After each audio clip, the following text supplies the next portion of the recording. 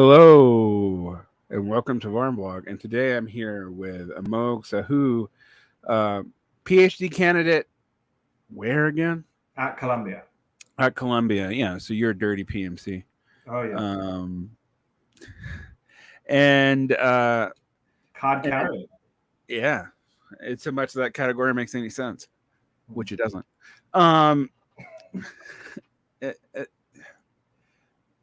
But let's we're going to talk today about.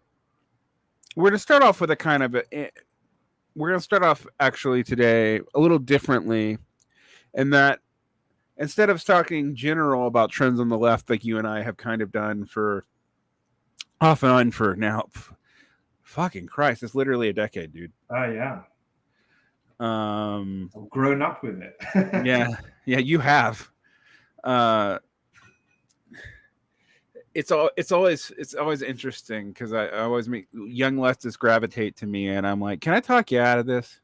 Like, this is not a life that anyone should choose for themselves. Like when someone tells me they want to become a teacher like me, and I'm like, no, don't do that. If you were my child, I would disown you for saying that. Yeah. And people do this to you, I imagine. Yeah, it really does happen. It was like, I want to be a teacher, and I'm like, no, do something useful with your life. Yeah. Yeah. No, I do think teaching is useful. I just don't know if it is so in current conditions. And similarly with being a leftist. But let's ask ourselves a couple of like interesting questions about Lukacs, because I have softened on two communist thinkers that when we met 10 years ago, I thought were enemies number one. One is Georg Lukacs, and the other is Antonio Gramsci. And it's not that I've become a Gramscian or a Lukacian. And I do think there's a whole lot of the apparatus of Marxism in its philosophical context that is pretty much invented whole cloth by Lukacs, that leads to places that Lukacs does not see. We've talked about standpoint epistemology. But I was actually, I reread the reification essays recently in History and Class Consciousness, and I started reading the Crisis of Reason essays. The Destruction of Reason, you mean? The Destruction of Reason essays, yeah. Yeah, excuse me, not the anti alt-right book. Well, it's anti a lot of things. Yes, it's also anti tendencies that weren't even completely visible yet when it was written, which is like Nietzschean Marxism, which you can tell he's aiming that at Adorno and Horkheimer, really. People will try to discount it as purely Stalinist. I do think there's an effect of the Stalinization of communism on that book, but I don't actually think that's all that's going on with it. But we'll get to that. But I was reading the reification essays, and actually then reading the essay that I hate, which is the one that ends History and Class Consciousness about Marxist methodology, which makes it entirely circular. First, in terms of what, how do we know what the science of Marxism is? It's the methodology. What is the methodology? Well, it's what the working class does when it organizes itself as a Soviet, and then later on, what the working class does when the Vanguard Party acts for it, when he revises that thesis to get away from tailism. I can say something about why that's not I don't think that's that big a problem, but let me know. Go ahead. Like, sure. I mean, I don't know I guess I want to moderate that slightly. I think really the point of the theory is it's supposed to be, like, to repeat the phrase, the intellectual expression of a revolutionary movement. So it's like, the thought really is that, like, the theory makes sense when the conditions to apply it are right. And so it's kind of designed to be circular, like, in the sense that, like, Lukacs wouldn't necessarily think it's a problem that it's circular. He would think that either it applies or it doesn't apply, but it's like, it doesn't really predict it. Like, it definitely doesn't work the way, like, people brought up in Anglo-American circles or even outside that would think, like, scientific theories work. It doesn't predict anything straightforwardly. It doesn't, by itself help any old person do anything or manipulate the world or whatever. It doesn't even give it it doesn't even actually give you a clear ground for critique in that essay in particular. That's for sure. It's assuming in a certain way that you start from you start from the right kind of working class perspective, and you unfold it onto the creation of a communist society. But the common misreading that gives you is like, well, we can understand society from the standpoint of any oppressed, marginalized, and or exploited category, right? Because we can understand it through their action, which is actually a misreading of the text. I agree with you. Yeah. But it was the most common misreading, both in his critics and then at the end of the New Left period in the 70s of his fans. Yeah. And created the intellectual justification for standpoint epistemology. Yeah. And standpoint epistemology, I don't want to get into it, but standpoint epistemology, very simply, for those of you who haven't heard this term, is that the standpoint has unique knowledge into the system of which it is enforced, particularly if it is oppressed. Therefore, we have to take, like, a lot of intersectional claims, like, well, you have to acknowledge my truth or whatever, is actually based on deducing from, like, this in a systems theory and going, well, my truth must be true, right? Because of my standpoint, I have, and my experience is different than yours. So this kind of phenomenological claim is that Lukacs does not make, is actually overlaid by people like Sandra Harding, Donna Haraway, etc. But they use Lukacs as a justification. Yeah, which I don't. Yeah, sorry, go ahead. No, that's fine.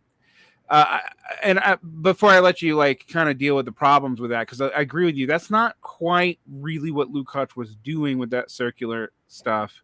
But also, even from the kind of more Anglo-brained version of this that you're dealing with, there's a confusion of systemic structure versus qualia of being in a system.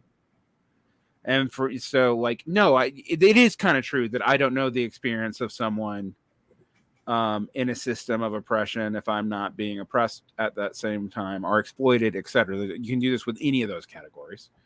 But that doesn't mean you actually have any non-qualitative understanding of the structure. Or when I say qualitative, even probably I'd even go further than that. You don't have any non-qualitative experiential understanding of the structure. So it might even be qualities. There are qualities to the structure that you probably can't just understand from being oppressed by it. Like that's not a deduction that you can validly make under any system of logic, be it analytic, Hegelian, dialectic, whatever.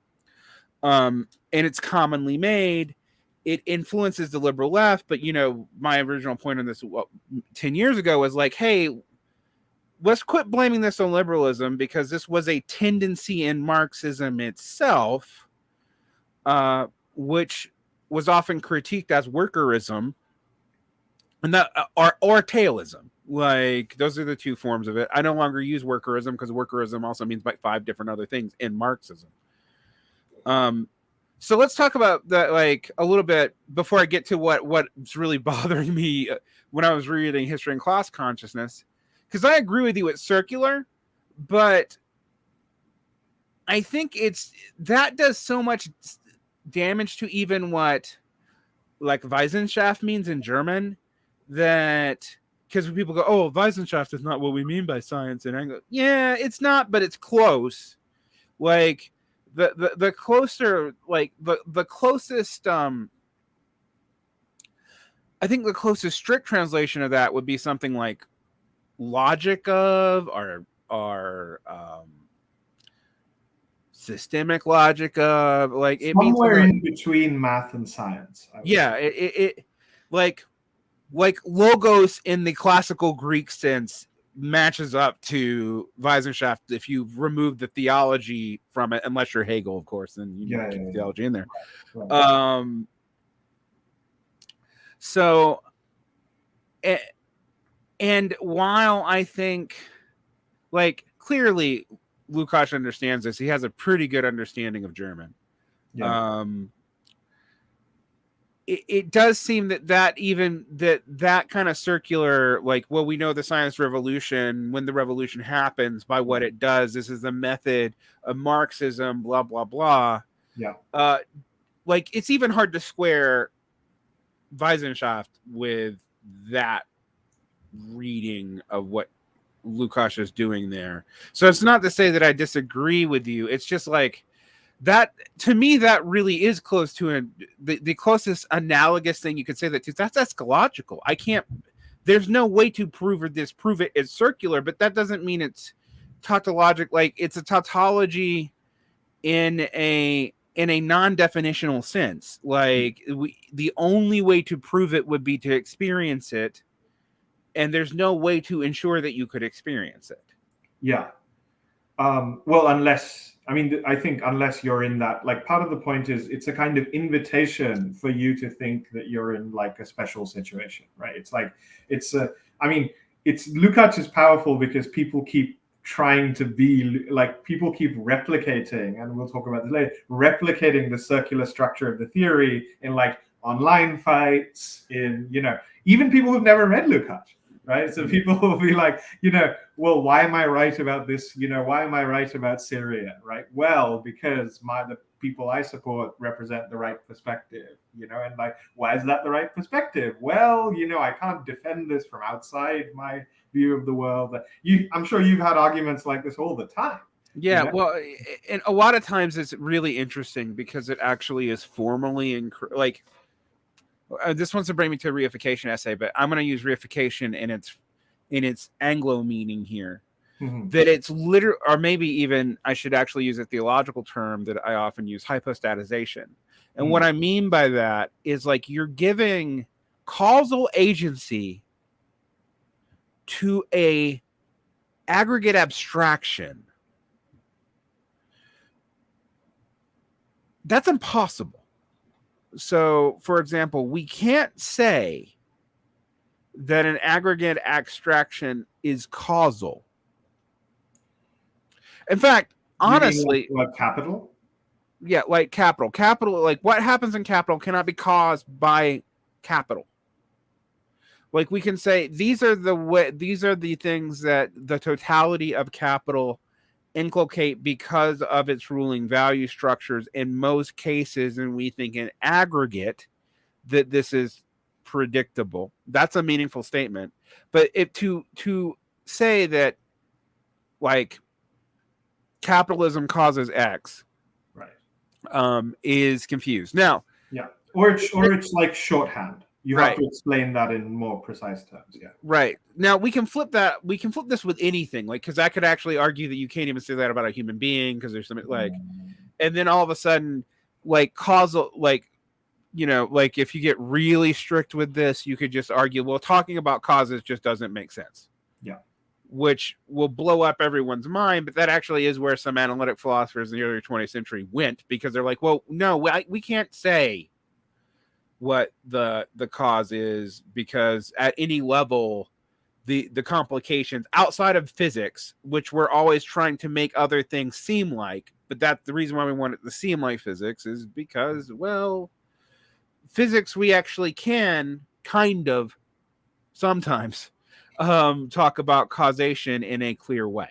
Yeah, I mean, This was my thing about you saying that, well, the problem with Lukacs' view is that, you reach this point when you, like, can't really look outside it, and, to get anything from it, you have to, like, have experience the thing that Lukacs wants you to experience. But once you do that, you've already kind of, like, all his conclusions are baked into that starting point. So, like, a lot of people, I mean, if you're talking about who I think you're talking about, like, a bunch of people thought in analytic philosophy that this was true of pretty much, like, all types of reasoning when you zoom out to, like, zoom out far enough, right? So it's like, I think, I mean, listen, I don't disagree with you. Lukacs' theory is weird and it can't be proved or disproved in any straightforward way. It can't even really be criticized.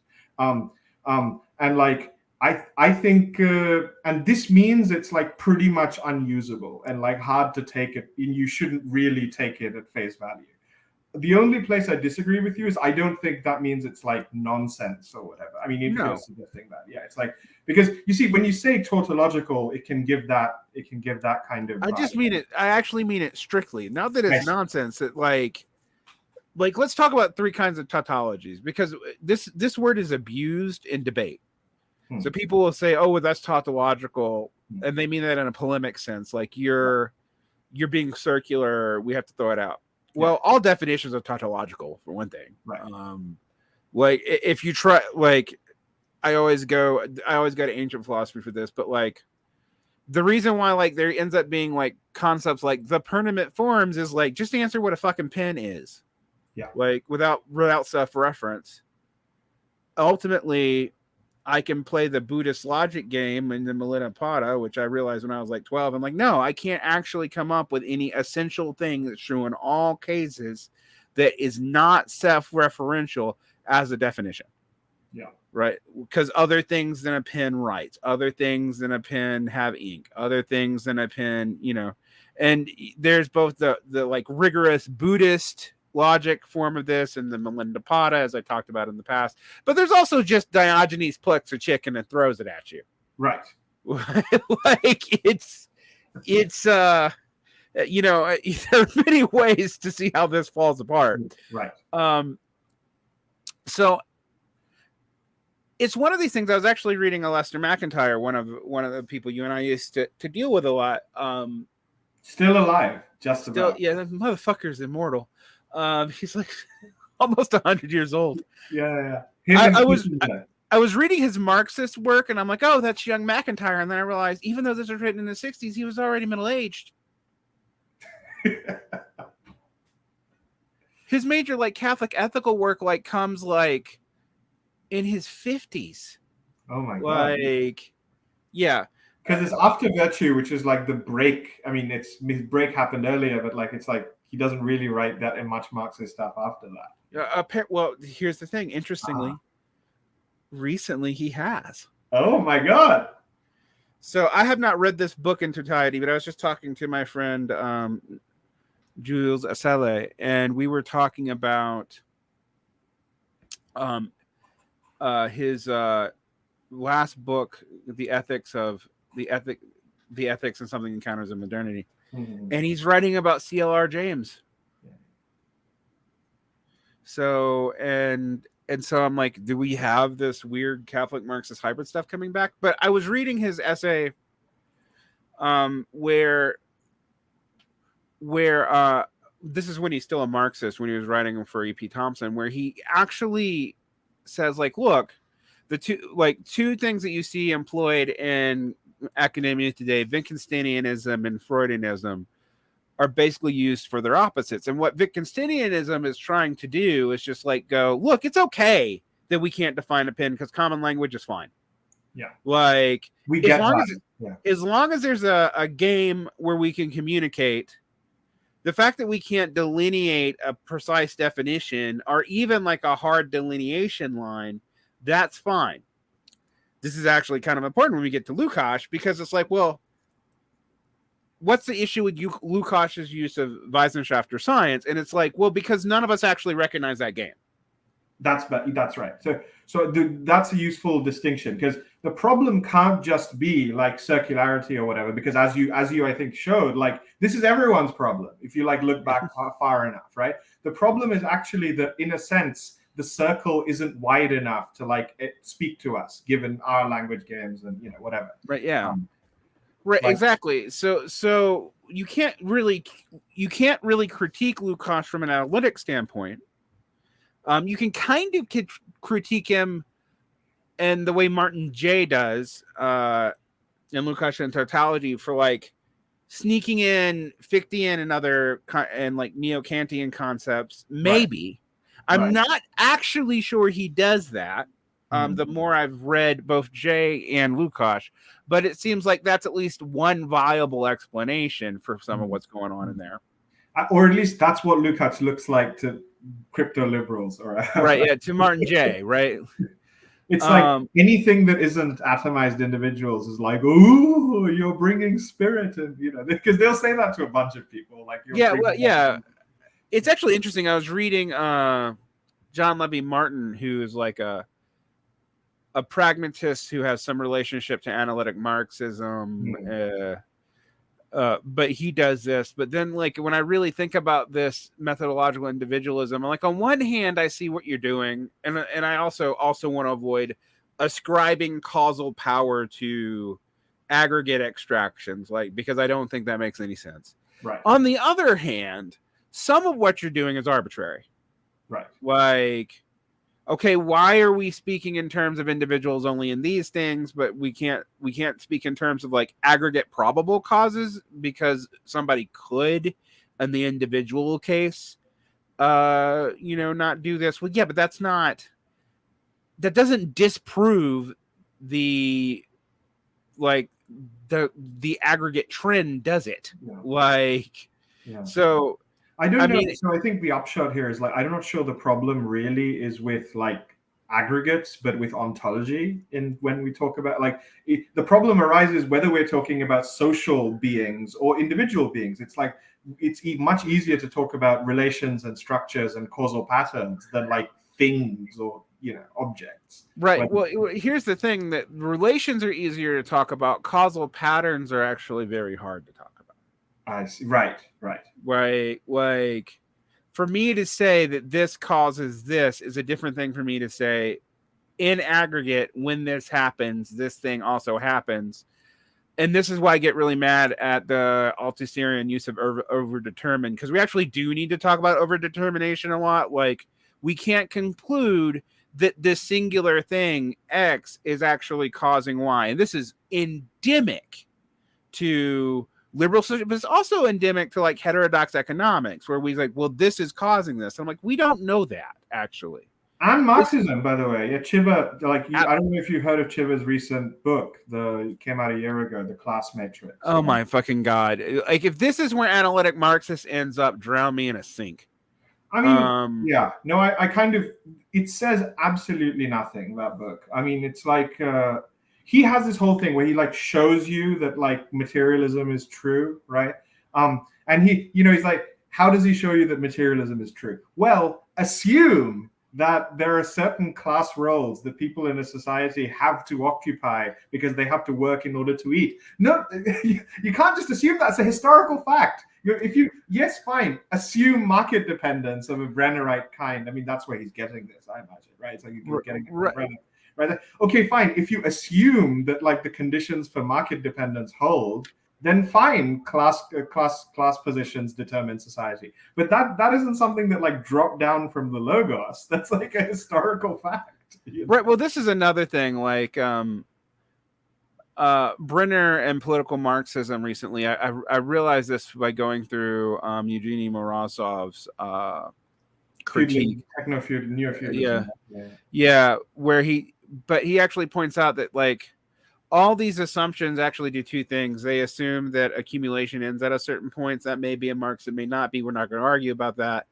But they assume it. And two, that while it was false in the initial instantiation, because he admits, like Ellen Mick and Woods admits, there was a political project to build capital. It didn't just happen from nowhere. It didn't organically develop from commodity trade. Yeah. But after that happens, it's assumed that the illusion of the separation of the political from the social from the economic is real. Yeah. Right? You can't just assume that.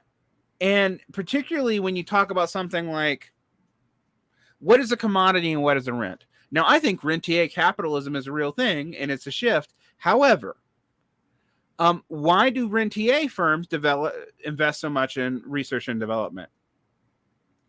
That doesn't make any sense unless you also realize money, that under English common law, that you can sell patents and create rents and sell them as commodities. Mm-hmm. And once you realize that, you realize, this whole distinction that is so crucial to orderly capital is not legally true in the capitalist core, and and kind of hasn't been for a long time.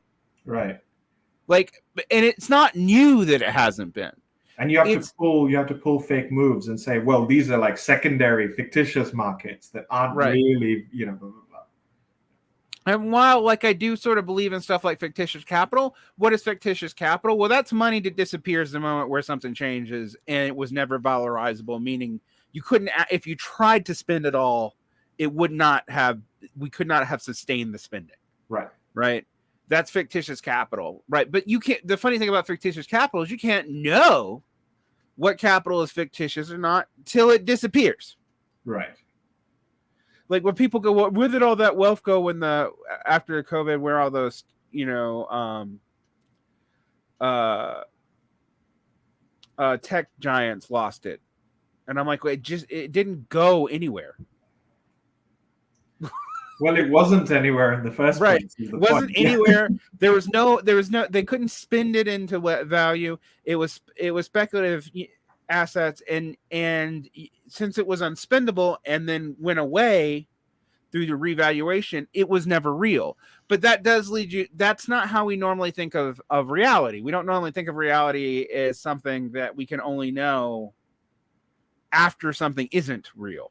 Right. Like, and that's that, even like as a philosophical, ontological, epistemological conception, all those things, that just starts breaking people's brains. Right. Like, what do you mean that we can only know if capital is fictitious when it disappears? Right. Like, because until then you think you can spend it. And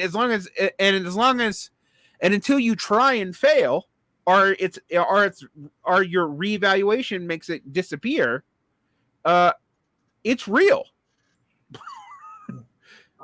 Yeah, the same kind of thing happens with the labor theory of value, right? It's like that's why people are so happy to think about it in this, like, in the dumb way of like, no, there's actually this like energon substance that like the worker puts into it, the boss steals, and like finance doesn't create any like value juice, and so that's why it's bad. You know? Right. Right, and it's parasitic on industrial capital. This is a Hudson view, right? And I'm always like, like this is a view by Michael Hudson for those who don't read it. This has also become common again. This was common in the late 19th century too. It was also common with the American founding fathers. This is not a new idea. It's not even particularly, it's not Marxist at all, actually. Right, because my thing is like, from the Marxist standpoint, the argument would be that the profit rates, because of heavy competition and increasing difficulty of getting new counter rents into the system, etc., it's harder and harder to make traditional productive commodities profitable. And my proof of that is commodities that you can't patent. They are not profitable. Right. Like, so there's no way to do this rent commodity thing, right? That we're talking about. So then what does that mean? Well, we don't, I say this and I'm like, I'm not entirely sure that I know what it means, for one thing. But one thing I can say does look fairly obvious is that it leads to lower and lower investment in these fields. But that leads to more and more financialization. But that's not a parasite coming from outside of industrial capital. Right. It's not even a political product imposed on industrial capital, as in like the Harvey neoliberalism theory. And with someone that we were talking about, Lukacs, I actually find this interesting because other than the reification of money, I don't really see how Lukacs speaks to this at all. Yeah, like what does he? I mean, this is a big problem with reification. Just what does he think is reified, right? Like the whole shtick is like, oh well, you know, reification is this like structural contradiction where, in the dumbest way to explain it, right? It's like something that doesn't look like a thing, a res, becomes depicted as a thing by the, you know, but like, what's the original thing, right? Is it like the human essence or species being or whatever the fuck? Lukacs himself is like never really clear about this. And like, no, in fact, it is in 1967 when he criticizes himself, right? He says that he confuses objectification, externalization, and alienation, right? Into one concept of reification. Right. And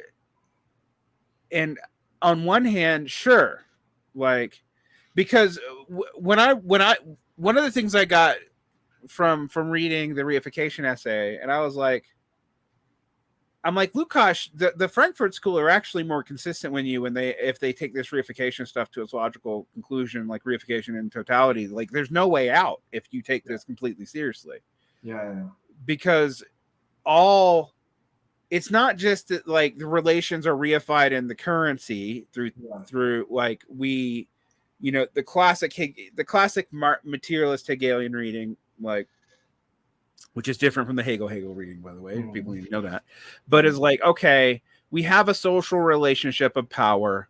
We have to hide it.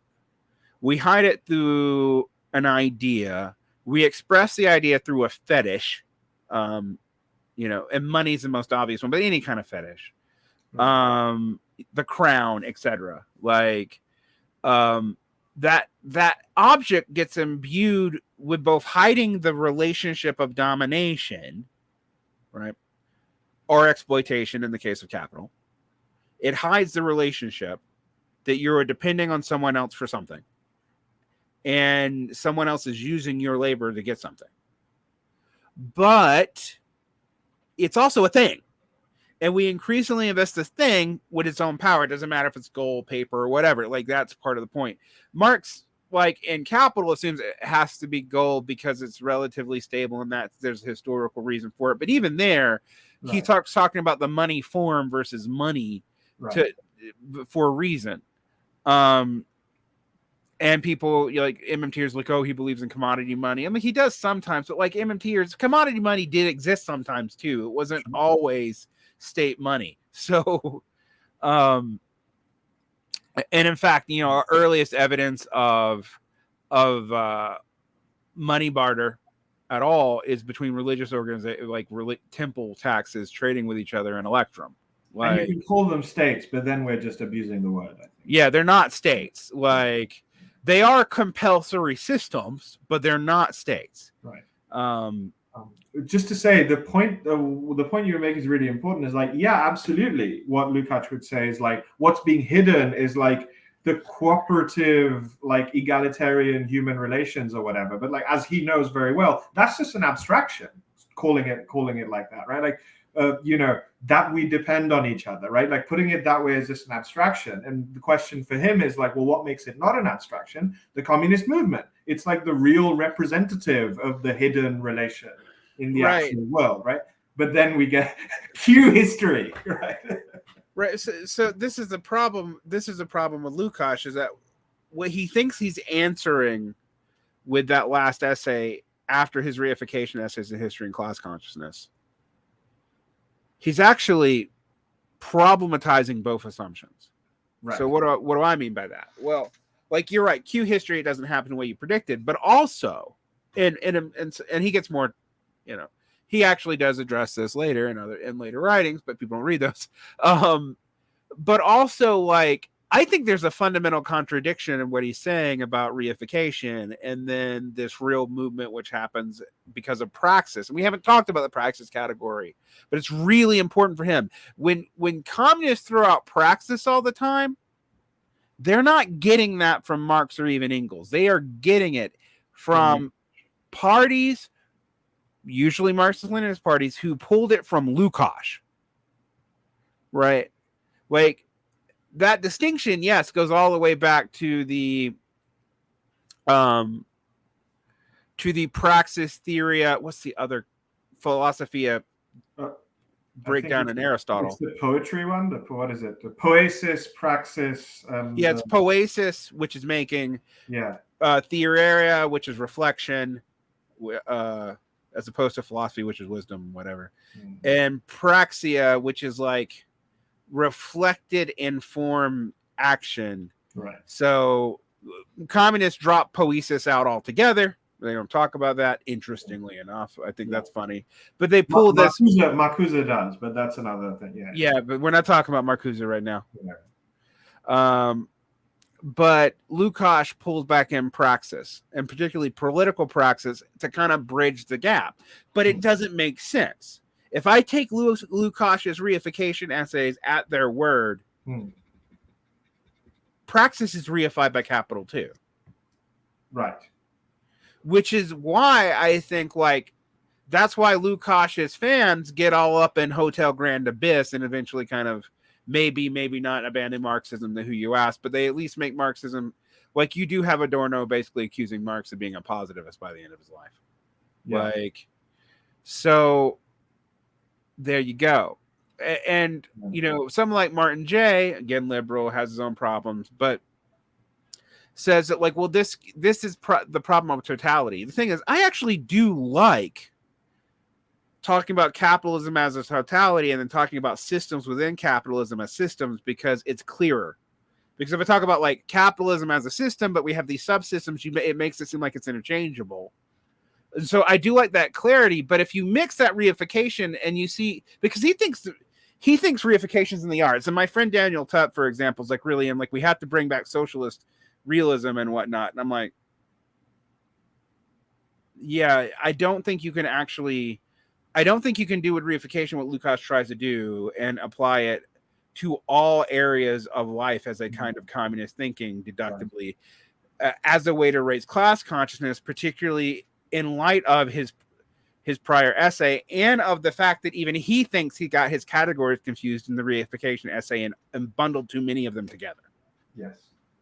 A thing you bring up that's really important about Lukacs is it isn't just that he thinks he kind of banks everything on the communist movement or whatever. It's that he has his theory has a very specific concept of what the communist movement is, which is kind of very philosophically laden, right?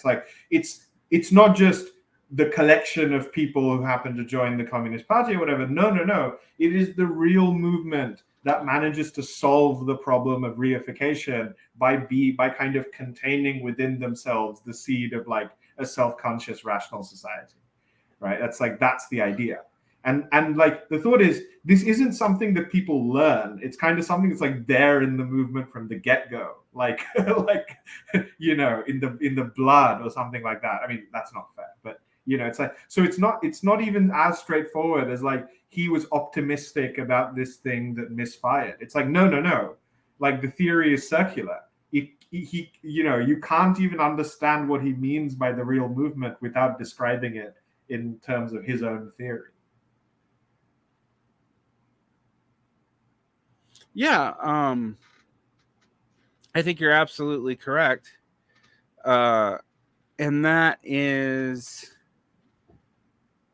that's a problem for him, but it's also a problem for us because we have adopted for example, I have to remind people that praxis does not just mean action. This is what Adorno would call actionism. And I actually get the frustration with actionism because people just doing shit to do it. That leads to irrationalism, emotive moralism. And look, I always have to caveat this when I talk about picking up Alistair McIntyre's categories of emotivism. McIntyre isn't saying that ethics is reasonable and removed from emotion. He's saying that a lot of attempts to make these things function by rules like this actually lead to them not having any parameters at all, and you're just going off of your gut feelings and not being honest about it. Right. And in the case here with praxis, it's a different problem because Lukacs is not trying to come up with a singular rule, but you're right that his theory of reification should be predictive, but his theory of what Marxist methodology and revolution isn't predictive, can't be predictive, and cannot be criticized not for being predictive, which is why Popper would be well, this is a problem with Marxism. It's totally circular, blah, blah, blah, blah, blah. It's actually real fun, though. Like I was telling you earlier, I'm reading early McIntyre where he actually takes direct aim at Karl Popper using Wittgenstein. Well, Marxism actually has an idea of what human nature could be and is modified by, and you don't. Yeah. And because you don't, you have this nebulous open society where everything's an individual, and I think it's a good takedown of Popper. Oh, sure. But it doesn't speak to the problems of Lukács at all. Yeah, I mean, this is the nub against Popper. Like, listen, if you're trying to create a theory of the world in a way which is intended to change it and which brings you, the actor, the agent, or your political movement into the theory, you're going to brush up against the kind of circularity Lukács is dealing with. Like, the only way you don't do that is if you just try to predict stuff. Which leads to this, I think, another tendency in Marxism that you and I both hate is the tendency to pretend that since Marx is aiming to combine the normative and the descriptive, and basically commit the naturalistic fallacy, but he's just, he's making this argument, and there's been attempts to detangle that. Analytic Marxism does that, like, well, no, it's really a moral argument. So, what Lukács does is actually even harder to deal with from this standpoint, because it's not just like, let me rephrase that. What Lukács does justifies a move that doesn't actually follow Lukács' logic at all, but you can use the categories to do. Well, I don't have a moral critique of capitalism. I have a descriptive of the decline and rate of profits of fall, which will trigger revolution because it will force consciousness on the people, etc. Which you go, and there's an interesting move there, which I want to actually say Lukács doesn't do in his defense. There's a move that says, well, we can predict how people are going to respond to immiseration, and then we can use that to assert control. The problem is with history here is, no, you can't predict that. It hasn't historically borne out. It didn't even historically borne out in Marx's lifetime, and he dealt with that. Like, it's in his letters. Which means that you have a whole problem here. But what you're trying to do is get out of this like early Marx, Lukácian, like materialist Hegelian problem of like, well, you're trying to say, since you don't want to argue it from moral grounds because of this fear of emotivism, you're trying to argue it from objective grounds. What Lukács will say to you, and again, I don't think it's completely wrong here, is there's no way to do that either. There is no way to remove the value judgment from the categories of which you are parsing society. And because of that, and there's no way to remove your, for lack of a better term, standpoint here. And because of that, the whole question of whether or not something is normative or descriptive is actually not it's impossible, not because it's completely meaningless, but because any category itself already contains a judgment. And when you add to that Lukács' theory of reification, those judgments are set upon you by the structure of your political economic life. Yeah. Like, in other words, you might say Lukács is trying to combine the theory of history, like practical politics and ethics, in one go. Yeah. And trying to say, like, this is what proletarian reason would look like, and it would be necessarily communist. Right. And a bunch of people who rag on him, like analytical Marxists aren't trying to do that. They've agreed. They basically grant that you can't do that, and then they rag on Lukács for not being predictive. Right? It's like, but he's not trying to do social science. Like that thing you said about like not being able to predict. I mean, he says things, he makes social scientific claims, and there are things he says about society, whatever. But like, the thing you said about the rate of profit, not being able to predict it, that deterministic view is what history and class consciousness is reacting against. Right. This is what he's calling economism. Yeah, exactly. It's like that debate, revolutionists, like Kautsky says, revolution will happen necessarily. I mean, he doesn't really say that, but he's read as saying this, like, revolution will happen necessarily because of, deterministic tendencies. Then Bernstein comes up and says, this isn't actually happening. There's like new middle class or whatever, right? And then Lukács, and then people get worried. Wait, is Marxism falsified? And that's when Lukács comes in, right? He says, like, this debate is happening under a false pretense. Like, people are assuming that Marxism is like reducible to a particular series of predictive claims. No, it's actually this like research program that's both that's ethics, politics, and social science at the same time. Right. And what Lukacs would say about the analytics if he had seen them, and this is what I often say about them, is that the analytical Marxists often import things to scientifically fix Marxism that are just as out of their ass as what they're removing. So we'll replace labor theory of value with marginalism. We'll replace class consciousness, which that's not another thing we're going to have to come to. That's not a category. It is something Marx says, right? But that's not, if you read Marx and try to categorize what he means by class consciousness, he does not have a systemic theory of class consciousness. Right. Class consciousness, yes, it's when the class acts for itself, not just exist in itself, and that is the way Marx thinks about it. But like the post Lukacs, there's a lot of people be like, well, we're not talking about the sociological category of the working class. We're talking about the class working for itself, and by that we mean basically communism is what we want it to be, and anytime the working class doesn't do it, they're not really being the working class. They have some other form of consciousness, etc. Yeah. That's an out that Lukacs creates.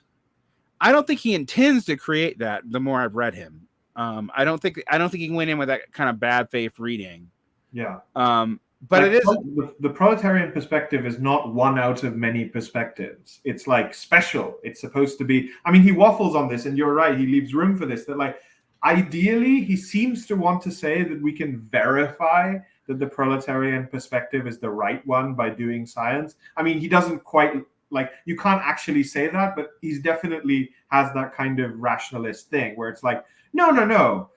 Yes, you can't ever get out of the proletarian perspective, but also you're not just like pulling stuff out of your emotions, right? You're like, there is some like bringing, like the circle, there is a circle, but it's a big circle, right? It's, I guess is the way I put it.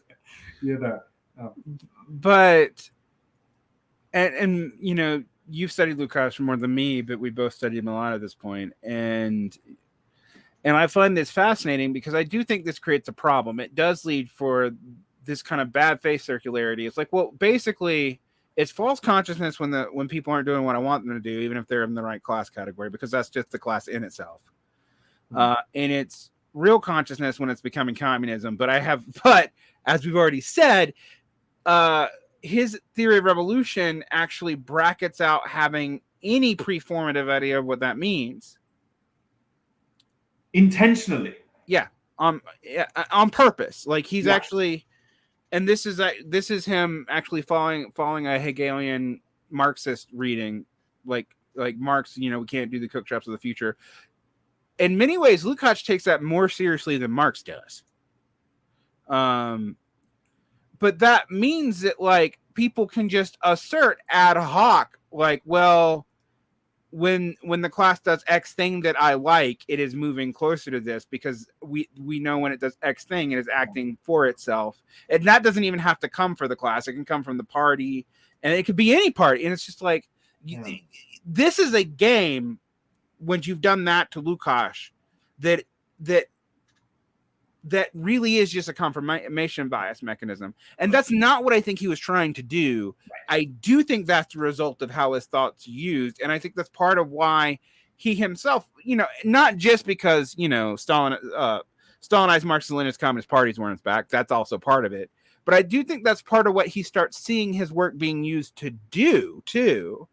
And he's trying to figure out a way out of that, which is why he starts talking about reason so much.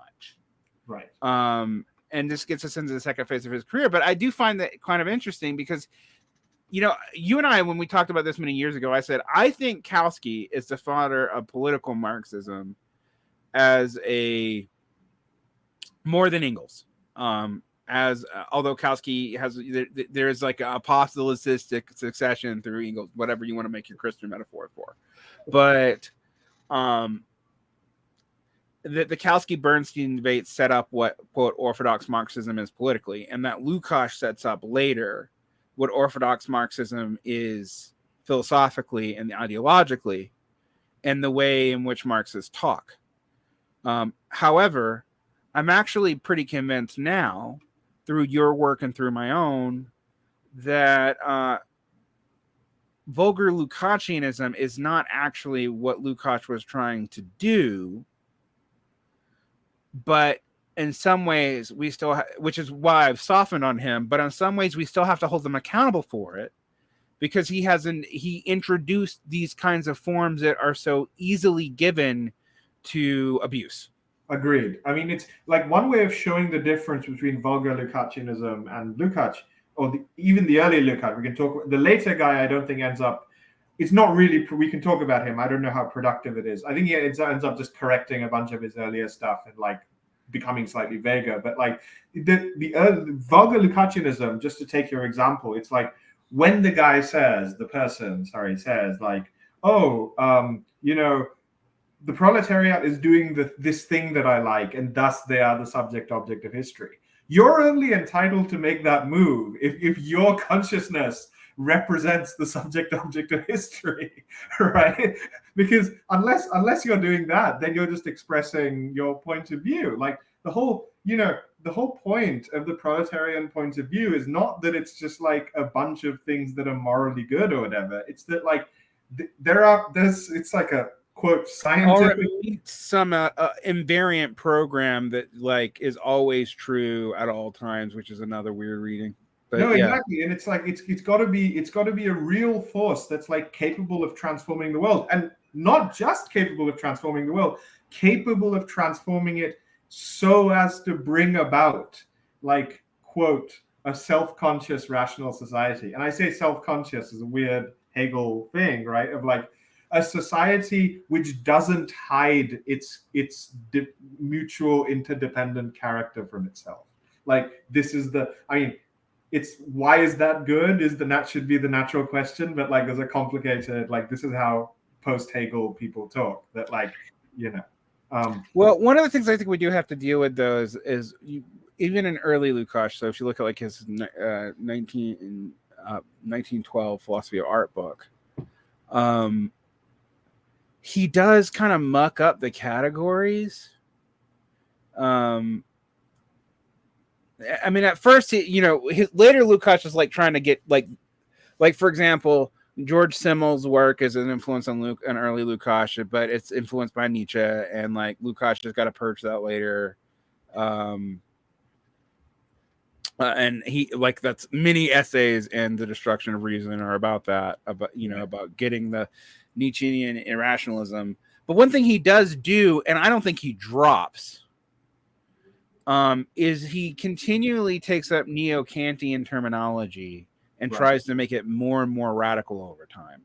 And that is neo-Kantianism is a huge influence on like German historical thought. And it shows up everywhere from like the German historical schools to Friedrich Knapp and the founder of Chartalism, to Werner Sombart, Marxist turned German historical school turned Nazi. Analytic philosophy is just analytic philosophy, the development of early sociology, Max Weber, etc. It's all over all of these things. If you're a German rationalist, for the most part, with some really notable and quite weird exceptions, you are a neo-Kantian. Right. And you're either in it or you're reacting to it. Right. And so Lukács kind of the way that like interestingly like logical positivism / logical what does positivism morph into? Logical positivism becomes something else later on, but whatever the Vienna school was doing, which interestingly was also Marxist, but had no Marxian methodology. I think, yeah. I don't know if they would call themselves Marxists, right? It's like Otto Neurath did for sure. Neurath, oh, interesting. Okay, you actually should read about the Vienna School. Two of the Hempel and Neurath were Marxist. Carnap was also a Marxist, but he considered it completely separate from his project. Right. None of this shows up in the philosophy. Absolutely. There's no. This is a weird thing. This is why a lot of people, when they discover Reb Vienna and all the logical positivists were Marxists, they're like a lot of people. My friend Esri, well, my former friend Esri XB, would often point to this is like, well, this is really the origins of analytic Marxism. I'm like, except that they didn't actually there's also a professor in England, I forget his name, who is a logical positivism stan and also a communist, but I think that's defensible, but you actually do have to modulate the two ways of thinking. You can't hold on to those categories and try to deal with this Hegelian stuff. I think the only other person who really tries is Lukacs, and I don't want to get into that today. And I think Lukacs is the most successful, but he's also the most still Hegelian. Like, ultimately, I mean, it sounds like you have to choose. You can't have both. You know, if you're trying to be fully consistent, you can't have both. Right. So I think this is really, really interesting. Well, I mean, what you'd have to say is like your commitment to communism is purely ethical. Yes. It is not because the norms and the descriptions emerge together. Right. And because from the logical positivist standpoint, now, as a side note, logical positivism often gets like, well, positivism was disproven, blah, blah, blah. I'm like, logical positivists should get more credit because they're actually the people who disproved themselves. They're the people who did the proofs against their own forms of verificationism, falsificationism, etc. They disproved that, not an outsider. And also, scientific movements and just generally movements are not the sort of things that get disproved. This is like the weird Hegelian thing of like everything is like a movement of thought that like is all talking about the same thing and gets refuted. Like, it's not right. So we mentioned that the History and Class Consciousness book is part of where this standpoint stuff comes from. Right. But it's also from Lukacs', as I just said, increasingly radicalized neo-Kantianism. Right.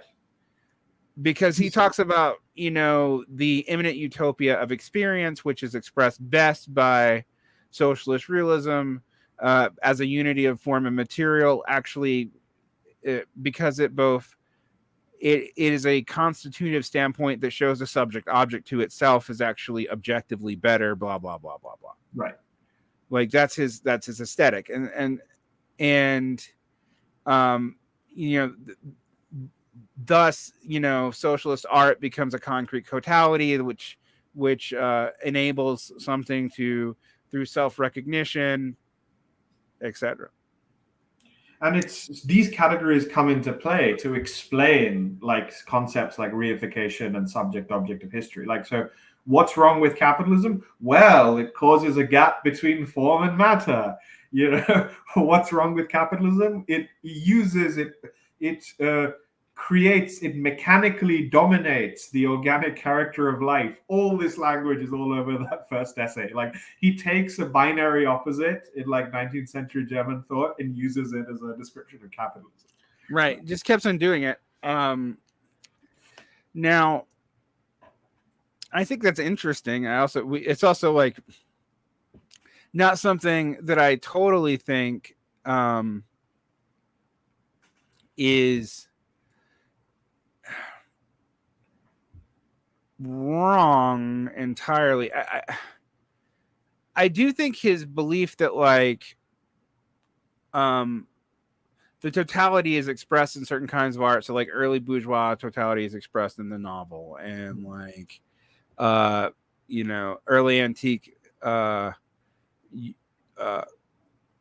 mentality is expressed in the epic poem. The subject idealist illusion is dissolved through Don Quixote or Tristan Shanty, or those kinds of proto-modern, nay, proto-postmodern in many ways novels, which is always like, the conventions of modernism are actually somewhat specific, guys. It wasn't how everybody wrote forever. And he talks about this, and it's like, well, one of the things about capitalism is like is that modernity in and of itself hides totality. It fractures the appearance of totality, but actually it is also more totalizing ironically, than prior forms, but we can't go back to prior forms because those are specific material instances, and so the only way is forward, but the way forward in this still ends up in his insistence on stuff like, socialist realism, etc. Yeah. That he's really hung up from. I mean, And the trouble with socialist realism there is like his reality principle is also completely inside his like dialectical theory of the world, right? It's like what counts as, because what do people think socialist realism is? Well, just paint exploitation or whatever. But it's like, no, any Lukacian description of socialist realism is also points back to other things in his theory. Right.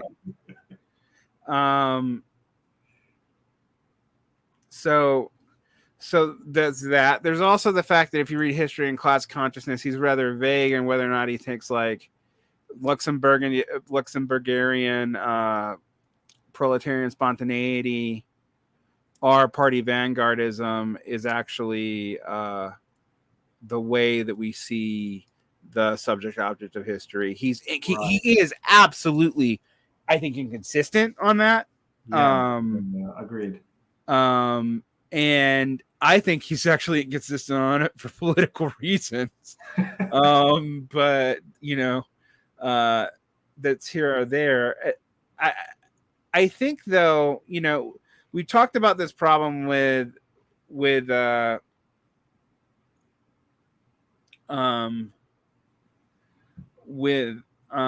standpoint theory, that it emerges out of Lukacs and reification, but is read mostly through Marxist feminist works, and then the Marxist part of the feminist is dropped by the 80s and it becomes its own thing, and then it gets incorporated ad hoc, I might add. It is not essential to intersectionality at all. Like, there's nothing in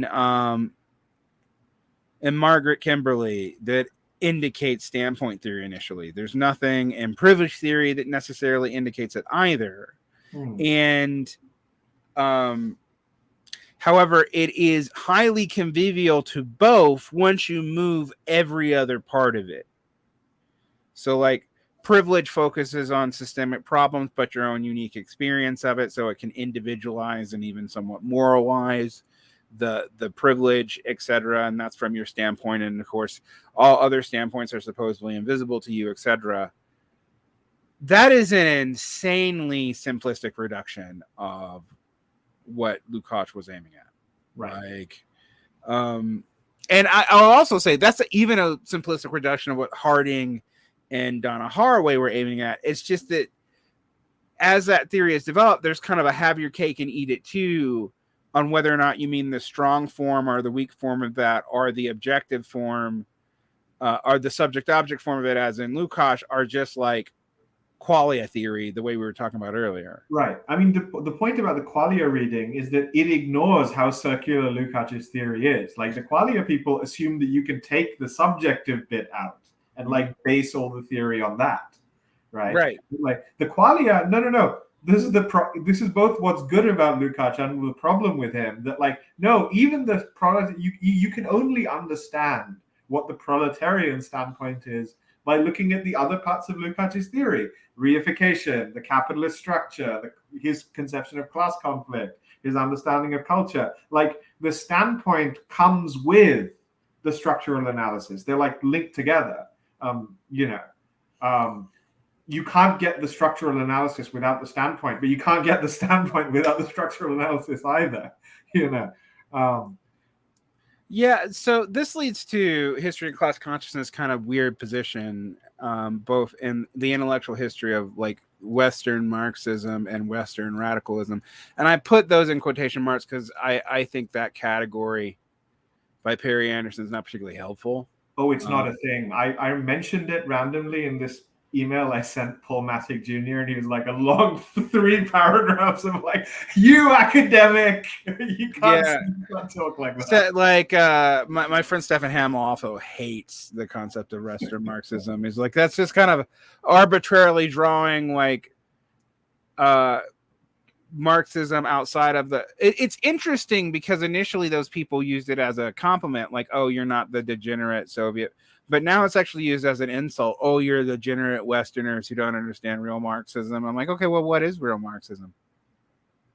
What the the PRC is doing, and also what Stalin did in 1932, except that I'm not going to deal with the fact that those are not even remotely the same thing and don't even have remotely the same theoretical justifications. And in fact, Stalin killed the guy, which Ding, I think, misunderstood, but used for his justification of his super NEP, which we are still going through in China. Because Deng is one of the people who actually explicitly picks up Bukharism and socialism in one country, so you could have socialism with Chinese characteristics, etc., removing the other parts of Bukharin out, which is like not his theory of imperialism exactly, but like his theory of like the radicalization of the party, the need to eventually get rid of the standing army, like but nonetheless, so you have people who hate Bukharin but also defend Dengism because which is an expression of the NEP, which is an expression of like the former Bukharinite version of Marxist-Leninism. It makes no sense, basically. Yeah, I mean, Eastern Marxism, whenever people say, the real core of Marxism in the East, what? You mean like a bunch of books which take a set of political tactics in one context and like try to build a world philosophy out of it. Right. And then later people in Latin America trying to take those books and take the fact that even Mao said this was only for China, this was Mao Zedong thought, and then make them as trans historical rules for revolution. Yeah. Maoism is actually about gentrification in Brooklyn. I'll have you. Yeah. I mean, it's fucking hilarious to me because I recently studied the development of like the development of Mao Zedong thought into Marxist-Leninism, Maoism, into Marxist internationalism, Maoism, into Marxist third worldism. Because Marxist-Leninism, Maoism tries to think Mao Zedong thought, but throws out three worlds theory because it doesn't want to permanently justify the Sino-Soviet split. MIM picks it back up, three worlds theory, but doesn't pick it up in its original context. Adds on this labor aristocracy theory that kind of uses like a weird mixture of world systems theory and whatever to say stuff like, well, the real proletarian activities in the developing world. I want to ask you, Amogh. Are the proletarians are organizing as proletarians in India? I was recently there actually, but I wouldn't. I'm not an India expert. Nationality is not a standpoint. I don't claim my standpoint. And this is a real problem. Right? I just ask you, not because you're an India expert and not because you're a standpoint, but you do come from that area of the world and can speak from just offhand observation. And my sense is, well, listen, the problem with India was always, and like Marxists have been talking about this from God knows when, like we didn't industrialize in the right kind of way, right? So we don't have a big proletariat. We have like this weird kind of high-tech service sector that we export stuff to. And we have like, this like large agricultural sector that's tied up with all kinds of feudal things, right? And like, and there's always been a gap where there's like the industrial proletariat. Unlike China, we didn't like, because of the way our state grew up, we weren't able to get that rural. Absolutely. But here's the question that I have to people who say this. Well, you're talking about whether there's more proletarian activism, but there's less proletarians in the developing world than in the past. Right. In fact, what we see in most of these areas that didn't industrialize at a particular time, because people who've industrialized later, aka Bangladesh, have not been able to benefit from this either. Right. What do we see? Well, we see the shrinking of agricultural labor and the shrinking of proletarian labor at the same time. That's a real statistical fact. That's happening in China as well? Yes, but China actually does have yes, no. Okay, so right now there is high unemployment amongst youth in China. It's up about 20% from China's own records. This is not me like using Western propaganda. That's unheard of. Also, China does have a business cycle. I'm not going to get into that, but when people are like, China's socialist, socialist countries don't have business cycles. Nonetheless, all that aside, I don't like. I'm actually a mild China defensist. I think there are actual socialists in the government there, so and I think they're sincere. It doesn't matter if they're sincere or not, but I do think they're sincere. So and I also think of the powers that act in the capitalist world, China is probably one of the most responsible, etc. And really have brought a ton of people out of poverty. I hate to say it though, the United States for a while also brought a ton of people out of poverty. So I know that's going to be unpopular, but it's also an objective fact. Yeah. And all the empire stuff is true, but it's all with all kinds of collaboration from domestic elites that people don't like to talk about. Right, exactly. So, I mean, Maoists will talk about them when they bring in comprador stuff, but then I point out that yeah, you can do that, and that's actually explanatory for some things, but I hate to tell you, comprador has nothing to do with Marxism. That category actually is very specific to Portuguese rule. Right. So yeah. To bring all this up, though, to bring this in back to Lukacs, why we're complaining about this, because Lukacs gets picked up, all these tendencies that we're talking about, they pick up Lukacs ad hoc. Right. But at the time, there's a problem. Who likes Lukacs? The people who often like Lukasian terminology hate. Karl Korsch, Ernst Bloch, Marxist humanist, no hyphen, because Marxist humanist hyphen specific, Marxist humanist no hyphen is not. Right. Marxist humanists who don't have an initiative. You're right, or aren't part of an international Marxist hyphen humanist movement, have no relationship to Ruta Donetskaya generally. So what happens to Lukacs? Well, I think people pick up that he's inconsistent on the party, and he's definitely skeptical of bureaucracy. So they come after him a little bit. Yeah. In Germany and Hungary, party intellectuals really kind of call the book idealist. Gregory Zinoviev condemns it, and in his opening address to the Comintern in 1924, basically accuses it of tailism. And also kind of accuses it of idealism and ultraleftism.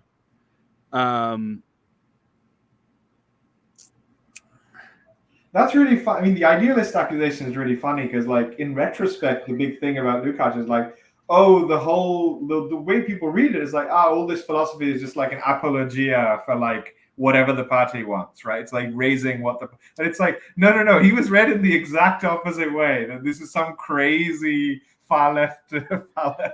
Yeah, this is this is a way to give the ultras an actual methodology, right? Which I find it funny when my friend Daniel Tussau is using Lukacs to fight with the quote ultras, and I'm yeah, but Lukacs his entire life is trying to defend himself from being an ultra.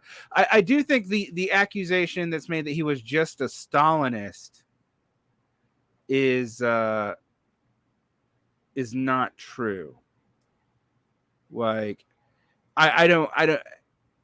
don't think he's completely removed from Marxist-Leninism, and I think his entire life he just gets vaguer and vaguer, so you can't call him one way or the other. And he has to, because he's in his political situation, right? Right. I mean, he's kind of in an impossible political situation because he's red in the West and he's still red in the Soviet bloc too. So he's got to somehow appeal to both. And Hungary is a communist state, etc. So. And he participates in 56, and the sad thing is whenever he has the littlest chance to break from Stalinism, he takes it with open eye. Right. Although his that does kind of get us to his battle against irrationalism and books like The Young Hegel and the Ontology of Social Being. And I don't want to get super into that because that stuff is, as you said, vaguer, but also makes arguments about Hegel that I think he just kind of made up. Like Hegel was super duper influenced by Stewart and Adam Smith, and like we do know that Hegel was aware of Adam Smith. It kind of shows up in like the philosophy of right, but in so much that Hegel was doing that, that's what Marx is critiquing, and he doesn't seem to have been particularly advanced in his understanding of Adam Smith, for example, at all. Yeah. And that comes up. I think is that in in the Ontology of Social Being or the Young Hegel? I can't remember, but he insists on it twice. I mean, I wouldn't be surprised if he says it both times, but I think it's probably in the Young Hegel. The Ontology of Social Being is like, I find it, I mean, it's readable, but it's like one of the more unreadable books if Lukacs is written. Well, it also seems to be like even though he doesn't like want to sign on to the Frankfurt School at all, he's also got some of the same concerns as the Frankfurt School, because the destruction of reason is like clearly aimed at like Nietzsche and Heidegger. And while Adorno likes Nietzsche and doesn't like Lukács's, dismissal of Schelling, Kierkegaard, and Nietzsche, he totally agrees with Lukács on Heidegger. And some people actually will point that out. One of the things, however, that a whole lot of people who are normally Lukács fans really hate the Destruction of Reason book, and that's where he I mean, he says some stupid stuff, like that Wittgenstein is just a subjectivist, and that helped facilitate the rise of fascism. That's a real argument he makes, and I'm going to bring it up to Daniel Tutt eventually because I think that's ridiculous. I am more convinced, however, over time that some of his accusations against Nietzsche and the aristocratic epistemological position is actually true. Yeah, and I don't just think that's out of intellectual laziness. I think he's actually slightly onto something there. Right. But the big story he wants to tell, right, is like he wants to line up, make a good guys, bad guys distinction in intellectual history between like the people who like the German idea of reason as like, logos realizing itself in the world, and the world having like this underlying systematic order, and like that we can understand. And basically, Hegel good, all non-Hegelians, including analytics, bad. Yeah. Bertrand Russell secret. What else does he say? He says Bertrand Russell secretly religious. He does defend the Soviet Union under Stalin in that book, but like I will say this, it's really weakly. Yeah. Like that's not a strong. He doesn't do it strongly, and as you say, as soon as he gets a chance to break, he does. Yeah. And he thinks the point is that like he wants to line up this commitment to Hegelian reason with good politics. So basically, everyone who has good politics was Hegelian to some extent, and everyone who has bad politics was non-Hegelian. I mean, Lukács is where we get this idea of a Hegelian Marxism, even more than like Marxist humanism, etc. And more than the Frankfurt School, even. Yeah. Well, it's unclear that all the Frankfurt School is Marxist. Right. Like Marcuse is a Marxist. Adorno's probably a Marxist. I don't know that I think Horkheimer really is by the end of his life. He is not. No.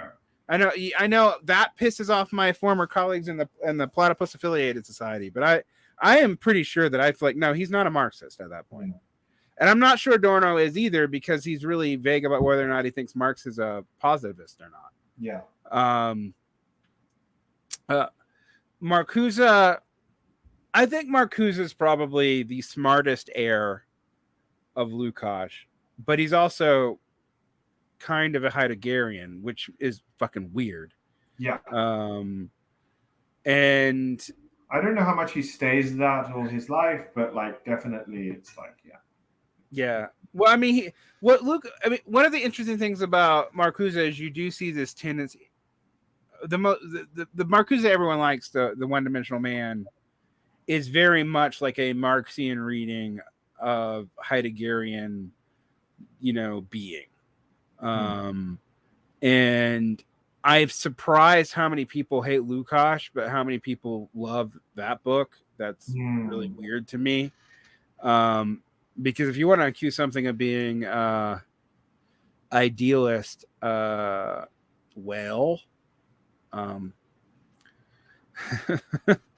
think One Dimensional Man's pretty close. Yeah, I always read Marcuse as more like someone, I mean, funnily enough, closer to someone like Lash, which is like, someone who's a really influenced C. Wright Mills, like American sociology. Like Marcuse, I mean, this is part of the reason people think he's like lame, right? It's like, the fucking, the guy who like up sticks to San Diego while Adorno's doing the real theoretical work, right? So, right. Well, it's also interesting because a lot of people who like to pull out like the Frankfurt School work for the CIA stuff off of he did very thin ground often don't mention that like they're often attacking Adorno and Horkheimer. I'm like, but the ones that you tend to actually defend were the ones that actually worked for the OSS. And I mean, they did it for like I do point this out, like they did it for understandable reasons, and when literally the Soviet Union and the US were allies. So, like, this is not to defend working for the OSS. I don't think they should have. Well, I don't know if I think they should have done it. But, like, it is compromising. Absolutely. But it's not as crazy as it seems post-1965 when you're thinking about it in 1945. Like, he's not killing Lumumba or whatever. Like, isn't he, like, writing about Nazism? Is like, yeah, he was working on Nazi stuff. All the three Frankfurt School members and the other two, who are they? It's Marcuse and two others, but it's not Horkheimer and Adorno that we ever have any evidence that they were on the, despite what Gabriel Rock here implies. We don't have strong evidence that they were ever on the OSS payroll. Is it like Neumann and Pollock? Yes. I don't know about Pollock. It's Neumann. It's Neumann for sure. Yeah. I don't think Pollock is either. It's like, that would be a nice state capitalism as a CIA. So I guess this brings us to some interesting things. You work with Axel Honneth. He's my second least favorite surviving post Frankfurt School person. My first least favorite is Habermas. Still alive. So's Kissinger. But anyway. Are you drawing the parallel? No, I'm not, actually. I don't think Habermas is that bad. But and my favorite's Raymond Geuss, also still alive. So I really like Raymond Geuss a lot. Axel Honneth is harder for me to figure out because it's just harder for me to figure out where he sits on the whole spectrum of Marxism, and the two books I've tried to read by him are boring. Yeah. And I'm not going to ask you to like talk crap about your thesis advisor. So our dissertation advisor. So former dissertation advisor. But that's former. That's a whole. Yeah. And I think we should. I'll leave that. We're not going to talk about that. Leave that. Topic change. Absolutely. But I was going to ask you that. Intellectually, I can say, I mean, I think in some ways he's not really in this discussion that we're talking about, in the sense that like he's a bit more like Rawls. He's like in the same conversation with like, and I mean, I wouldn't say with like analytical Marxists, but with different kinds of analytical people. That like he's right. Yeah. He seems to have. Go ahead. Yeah, he's not doing this like social science, ethics, politics all in one thing. He's like, absolutely not. No. When I read him, I felt like he kind of like Habermas, like, okay, we're talking about community capitalism. We're talking about like operative fairness and justice and words that I don't care about. Yeah. It's kind of, it makes his project, like a lot of people think it's like the way I used to read it when I was like quite young, was like, well, younger than I am now anyway. It was like, you hear, this is just like shilling for the Democratic Party or the SPD or whatever. It's like, but like in a way, reading him in this, and Habermas in this like less Lukacian way makes the politics of both of them like less bad, because when you're reading, like people say this about Habermas all the time, right? Like they say, oh, it's like shilling for the UN or shilling for, the EU. But like that's implying he's more like Lukacs than he is. Like only in Lukacs can you draw these like rigid mechanical connections from like the social theory to the politics. Like some people are just like not that ambitious. Right. Yeah. I mean,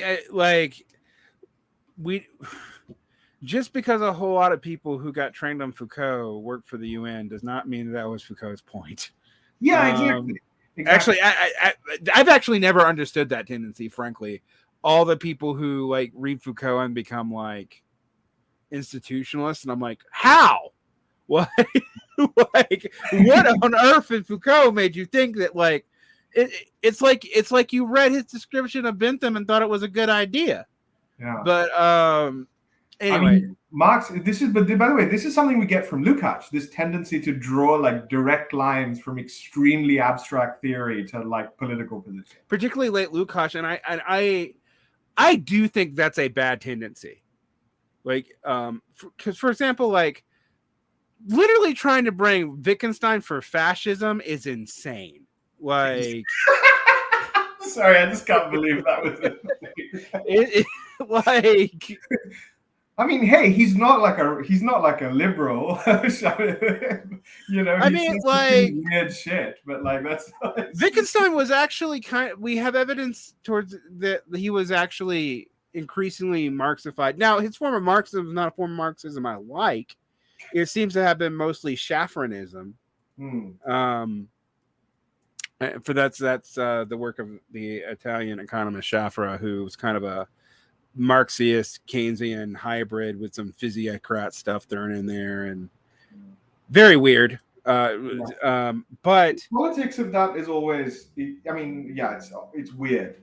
It's weird. It's weirdly contested amongst also like Marxist. If you're in a very particular school of Marxism that is obsessed with it, which is anyone around Andrew Kleinman, and everyone else like barely notices that even existed.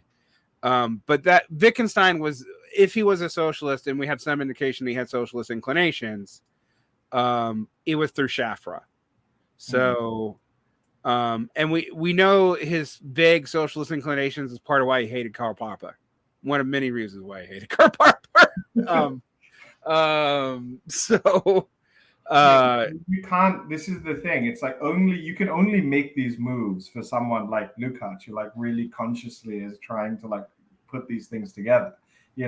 Some people just have work that's not supposed to have immediate political implications. It's like, yeah. I mean, I think I think I want to defend elements of like when he's onto something in the destruction of reason, he's really onto it. Like the kind of irrationalism of the like neo-aristocratic movement. I don't think like ironically someone like Isaiah Berlin, who Lukacs might also call a crypto-fascist, actually believes the same thing. Like that that irrationalism of values is deliberately irrational to assert power as its own goal. Yeah. And not even along utilitarian are like, instrumental reason lines. Right. Sure. The other thing that makes Lukacs different from like the Frankfurt School is there's no Weber in him. Like there's none of this later German historical school stuff, except for a little bit of neo-Kantianism, which we mentioned, but that mostly shows up in the aesthetic writings. Whereas there's a lot of that in categories, but like the difference between types of reason, that's Weber, that's Werner Sombart, that's German historical school. That's not Marxism, but that's all up in Adorno and Horkheimer. Now, how Adorno and Horkheimer are more Marxist is that they are Hegelians, right? Like hyper Hegelian even, and they're materialist Hegelians to some degree, right? But and they take Lukacs' reification stuff very seriously, like. Negative dialectic seems to, in some ways, to me, to be partly a response to developing this idea of reification out to such a degree that like Lukacs isn't wrong. They're kind of on Hotel Grand Abyss because there's no way out for their like the totality is total. Like, you know, everyone's a fascist now. Like, yeah. I mean, in some ways, they kind of agree with Lukacs that if, like, one way of seeing it is like both Lukacs and the late Adorno kind of agree that like if communism is going to happen, it's going to have this form of this like self-conscious subject-object of history. right. And then you just disagree about whether that assumption is true or not. Right. So I guess that, you know, one of the mixed legacies of Lukacs is a lot of people hate him for the wrong reasons. I love that people complain about him being a Stalinist, and then also people complain about him still to this day, like, well, he's a humanist and we need like real science, like Althusserianism. And I'm like, oh, so you mean like borrowing a bunch of vocabulary from psychoanalysis and particle physics later, but not in the early part, and structural linguistics, and just calling it science? Like, is that what you mean? Like, because I don't, you know, one of the things I pointed out, one of the better thinkers I know on the left is my friend Nico Villarreal. But he's an Althusserian, and every time he brings up structural and state apparatuses, I'm like, you could actually make this easier without those categories. Like, you don't need those categories to make the arguments you're making. But you see, Derick, we need fuzzy categories because that's what distinguishes science from ideology. Vocabulary? Yeah, they literally think this, right? It's like that's the whole point of Marxism. He invented new concepts or whatever. Right? It's like I think that's literally the definition of science. That yeah, like we have more scientific concepts which are just objective. Well, that is kind of Trotsky's definition of life. Oh, is that right? I didn't know. Well, I mean, like when Trotsky talks about dialectics versus like analytic philosophy, I was reading, I'm like, you don't even understand what either of these things are, Trotsky. Like even from the Marxist perspective, you don't. Like if I was gonna hold you accountable, it's like you read Anti-Doring and made it even dumber and more totalizing, which is hard to do. Like, and I to defend Lukacs, some of this early stuff where he's like doing this German antithesis stuff, like that's stuff that's done in Engels too. It's and thus you can't totally remove it, you know, accusations that Marx does that, because I think trying to cut to like, oh well, Marx is really Jesus, but Engels is really Paul, and Marxism invented by Engels. I don't think that's true. Yeah. But Marx doesn't have the same conceptions as Engels. Like, or let me rephrase that. Marx probably does have the same conceptions as Engels, but he's not as ambitious to try to apply it to everything. Like, he's not trying to apply it to anything but like the development of ideas and political economy. And I guess he is trying to come up with a theory of history, right? Yeah. Not even the theory of history. I mean, theory of history maybe eventually, but often he's just like doing good case studies, right? Civil War, you know, it's like, here is the Civil War in France. Here is, you know, the Brumaire. Here is like, yeah. Well, this is where I think there's critics of Marx who are leftists who I think have some points. Like if you read what he writes in Capital and read the theoretical text and read what he writes in like his case study text, they often aren't the same. Like, and so one of my things with the Althusserians is like, oh, you think there's an epistemological break and all of a sudden Marx got scientific. And I think Marx is a thinker who was throwing stuff against the wall, and we're drawing conclusions from texts he obviously didn't publish in his lifetime a lot of the time. like, and there's so much of Marx we have to deduce from letters, from whatever, because we don't have his official version of anything. And we have Engels's cleaned up, you know, notes on stuff that I think we have evidence from people like Fred Mosley's work and a lot of MAGA 2 people that the Engels didn't do that much doctoring at all. Like there is some doctoring, but there's not much. Yeah.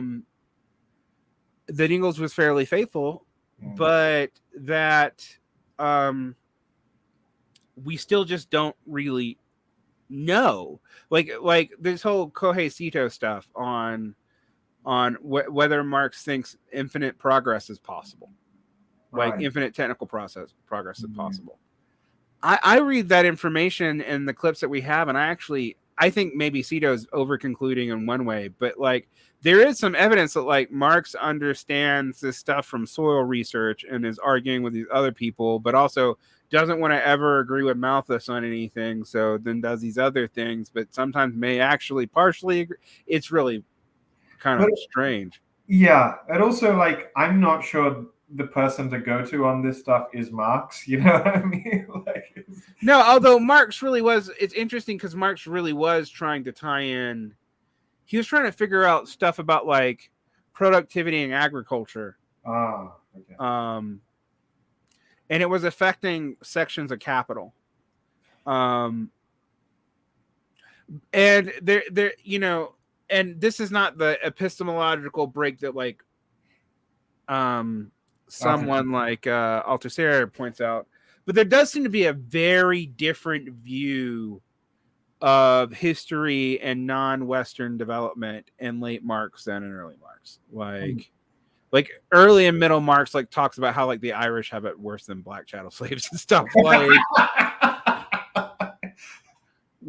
it's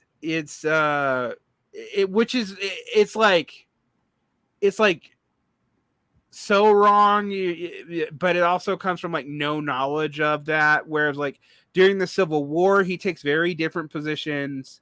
During late in life, the one time he actually leaves Europe, which he doesn't go very far, he takes even more different positions.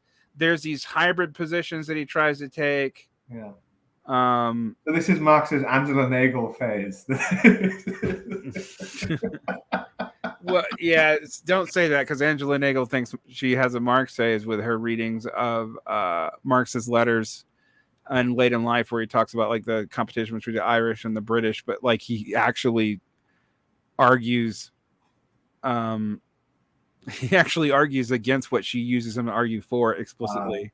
This is interesting. Has anyone written on this, like Marx and the Irish through his life? Like, yeah, well, okay. Here's the thing. I don't think anyone's written on it, but there used to be collections put out by Progress Press when the Soviet Union was around that would collect like all the writings of Marx on one country. Right. So there was one on Ireland, one on Britain. There was one on Marx in the Americas, and that I think that's been redone. We can thank Spencer Leonard of the Platypus Affiliated Society for two things. He's got two books that I actually think are good, which he collects all of Marx's writings on Marx's journalism, and the ones that mention Bonapartism, and all the ones that mention imperialism. And actually, he does make a fairly strong case that like when Marx says imperialism, he's not meaning anything like what Lenin and Bukharin and stuff mean by it at all. Like. And he means different things, but I think from reading the things, he means different things by different times. But he often means like imperialism is like the form of government of a Bonapartist leader. But there's a crypto implication in Spencer Leonard's writing. I think that maybe like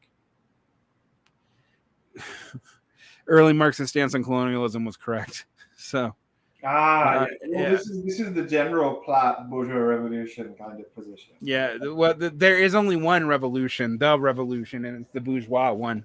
Yeah, and communism will be the fulfillment of the bourgeois revolution, right? Like that's the Platt read. And crucially, everything that the bourgeois revolution did was good. Right. Except when it's regressive, and then it's bad. Yeah. Although. Why it's regressive, I haven't like. Here's the thing: I've actually been won over that maybe regression is a useful way to think about this stuff in some degree. Not Decadence theory or something. Yeah. It is teleological, but I'm okay with saying like let's talk about what the aims of X movement were 100 years ago, and then look at what they are now and see how they've changed. And like from the standpoint of X, what have they done? they've regressed. So I'm not holding people to a transhistorical teleological development standard. I'm saying my reading of this, which I don't think is theirs, okay, is like we can say like, okay, communists in 1920 believed this. This is what you believe now. Right. Regression. From these initial standpoints, what have you achieved and what do you believe? Oh, you've achieved less and you change your theory to justify that achievement. That's for me regressive, right, because there was a stated goal. Do I think it's regressive from some notion of progress? No, I do not. Like, that doesn't make any sense to me.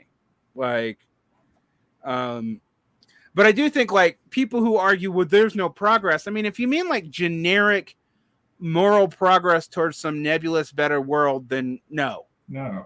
Right. But if you mean like developments on prior stuff where there were clear goals or whatever, or research conditions, depending on what we're doing, like, yes, there is progress. Obviously, yeah. It's domain specific though, but political movements have aims and domains, so we can judge them off that, right?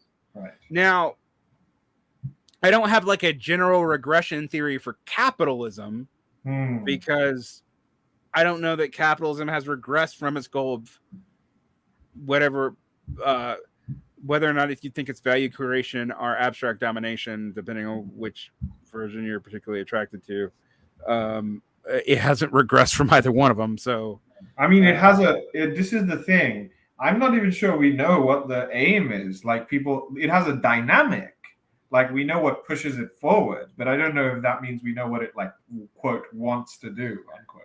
Well, this is another thing that even gets more complicated when you like do stuff like the one thing I've noticed that platypus people do now that I didn't hear as much when I was actually in it is they try to distinguish between the bourgeois culture and bourgeois revolution and capitalism. They don't see them as the same thing, right? Which it's supposed to be like contentious, right? Whether the bourgeois, like, people are supposed to disagree about whether the bourgeois revolution, like. No, I don't think they would think that though. That's our reading of that. Like, that like they probably would argue that like the proletariat can only be like, they're not post-Stonites in the strict sense either. Like the proletariat is the only people who can bring about the bourgeois' own subject position. By universalizing it. But to do that, we have to complete the bourgeois revolution, whatever that means. And that's where things get vague and weird and like invade Iraq, elect Trump, all that kind of stuff. Yeah, like elect Trump or don't care about Trump. And the formal statements is don't care. But I have definitely seen platypus members. So, and I don't, and actually not Catrone or Spencer Leonard or those people, take pro-Trump stances, but not in the like MAGA communist vulgar way. The whole thing, though, one of the things that I have realized, I guess maybe this is our jumping off point to talk about what we normally talk about is like, let's critique the left, but I've actually though moved away from just critiquing the left because a lot of people who critique the left drive themselves insane by it. Yeah. Like, because one, what are they critiquing it from? A lot of them don't have a positive program or anything, and they're not even critiquing it from this kind of Lukacian standpoint. Yeah. So it's, well, what are you critiquing it? Well, it's PMC or it's liberal or whatever, and I'm like, but you're not defining those terms in a way that is coherent. Yeah. Like. And even what we do, which I think is valuable, is often just like it's dumb or it's irrational or it's incoherent, which is fine. I mean, I think it's valuable, but like it's also, we don't have like a. No, it's not like, I don't think an individual can come up with a viable political program.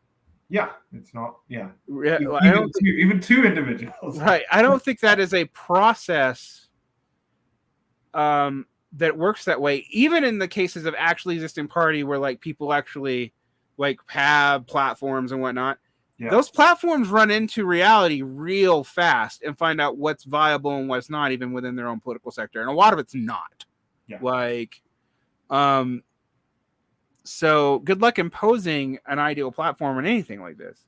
Yeah. And while I am kind of a believer in programism, in that I think like political programs are good, I don't think they can emerge meaningfully in a way that is responsive to the class from like sectarians drawing it up in abstract. Agreed. Yeah.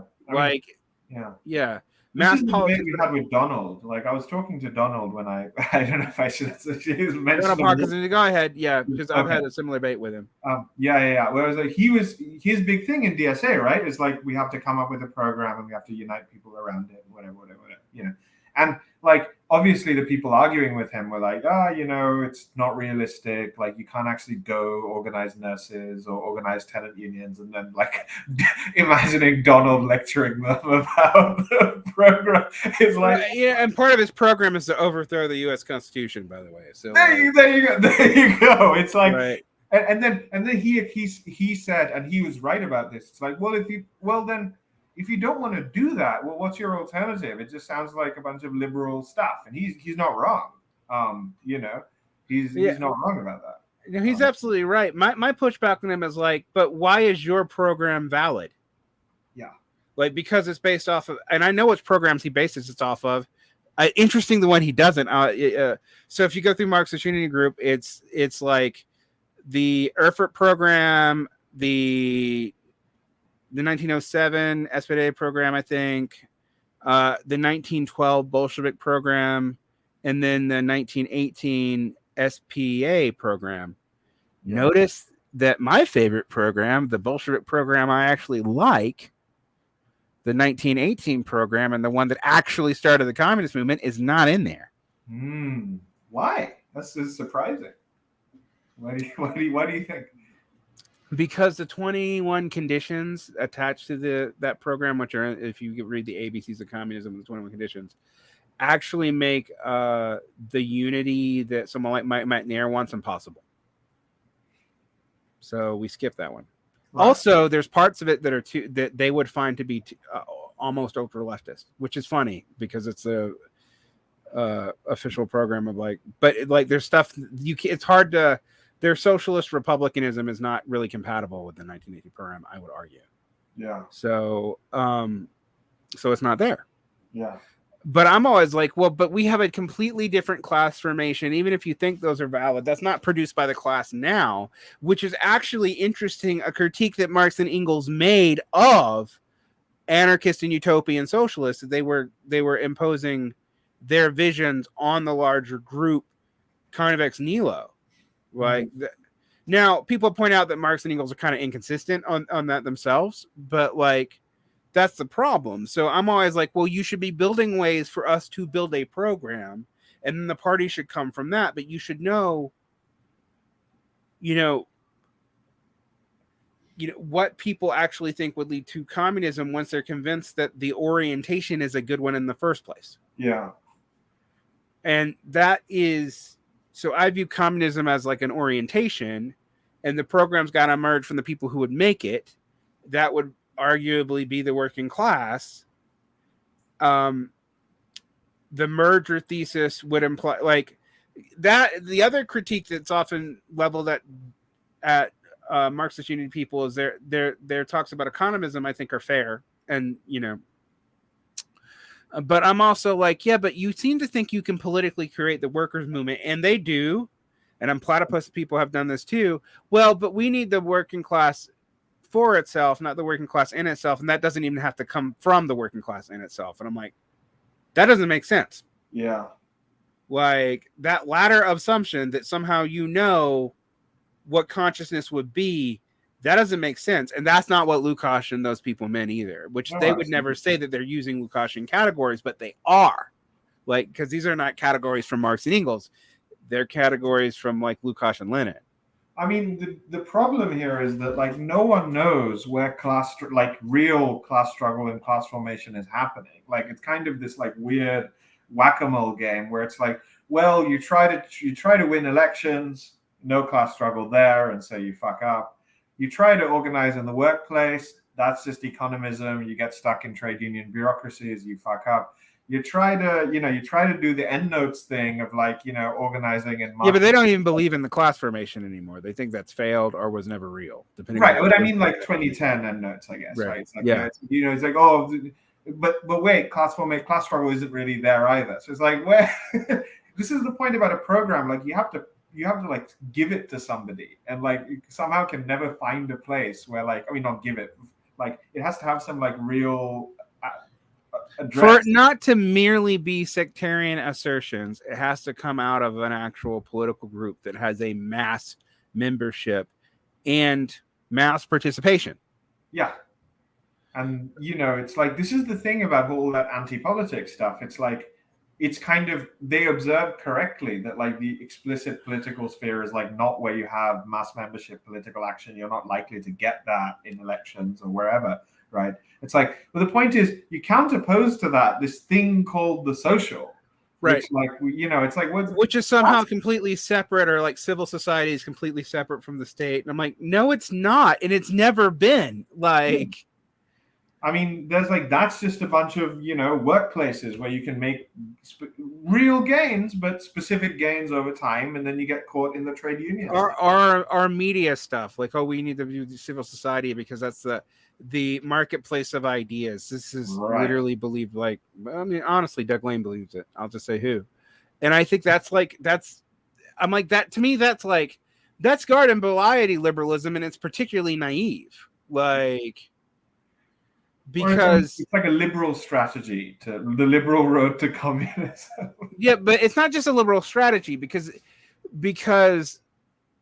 like the communists would probably say, if they're being consistent with this critique, that the illusion of the separation of the civil and the state, and both from the economic, was always an illusion, that none of these things are actually separated. Yeah. And even when you try to say, well, this is civil society is part of, I guess, the superstructure, but it's a part of the superstructure you can do something about as opposed to the state. Right. And then you're like, but no, it's not, because both the state through law and civil society through participation set up the relations of production, which are part of the base of production, meaning your whole fucking thing is breaking down. Like these divisions don't actually work by the categories which you gave them. Right. And that's a big deal, but people cannot deal with it. So like when people are like, well, the state hates civil society and leftists hate civil society, I'm like, which civil society? Yeah. Like what they mean is culture. That's really what they mean. Like this is, yeah. But leftists want to control culture. I'm like, if you wanted to make a more meaningful critique of left liberalism, you would have to say that it has developed a habit of using regulation and thus rules for everything, and thinks it can apply that to speech. But that's not really a division of the civil and the state. In fact, if you look at how that actually works, it emerges from the civil sphere, affects the state sphere, and then the state sphere reimposes it on the civil sphere. But they're not. It's like those spheres aren't actually all that separate. Yeah. Agreed. Like, I mean, it doesn't mean, like, this is the thing. It's like, it's good to be worried about the left being a subculture or whatever. Like, obviously that's a problem if you're and alienated people believe weirder and weirder shit because they're more removed from actual communal life and or actual power. But that doesn't mean you've theorized. Like, by making that observation, people think they've theorized this communal life and power. No, you still don't know what that is. You've observed the problem. But that doesn't mean you've like properly understood where that problem comes from. Yeah, for example, people explaining to me, on one hand, this is a proof of something Marxist that a lot of people bring it up don't deal with. On the other hand, it also breaks down a whole lot of categories that Marxists want to insist upon. So I'll give you an example. When did secularization really hit the United States? Around 2007. Churches were better organizing almost every part of American social life in a real dual power way until about 2007, 2008. Yeah. Why did that stop? Well, they had a lot less money. But can you say that's why we secularized? No, because there were other trends prior to that were also happening. Like, it's a hyper complex phenomenon. So there was the reaction against religion after 9/11. There was the existence of new atheism, which I think is epiphenomenal, not phenomenal, but it's something you have to take into the feedback loop. You had a more multi-confessional polity where everybody was breaking away from their home confessions because it was removed from any organic context. You had the political overstatement of one particular form of Christianity, even at the expense of others, but one that doesn't even seem to be able to generate its own intellectuals, aka evangelical. Who are the fucking evangelical intellectuals now? There don't seem to be any. Most of the people who lead like the Christian conservative like thinking and legal movement are Catholics.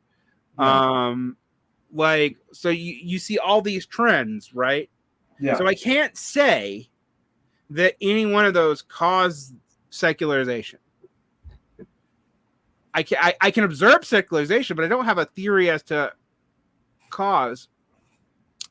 But I can also point out that like what really broke it was money. Money, like what makes all those trends come to the fore. But did it cause it? No. There have been financial crises all like for the last 150 years. They didn't cause secularization. So my point about this is like everybody right now has a tendency to deal with complex phenomena with like positing a simple solution, a reductivist solution, one that when you actually look at it almost definitionally can't be true. Right.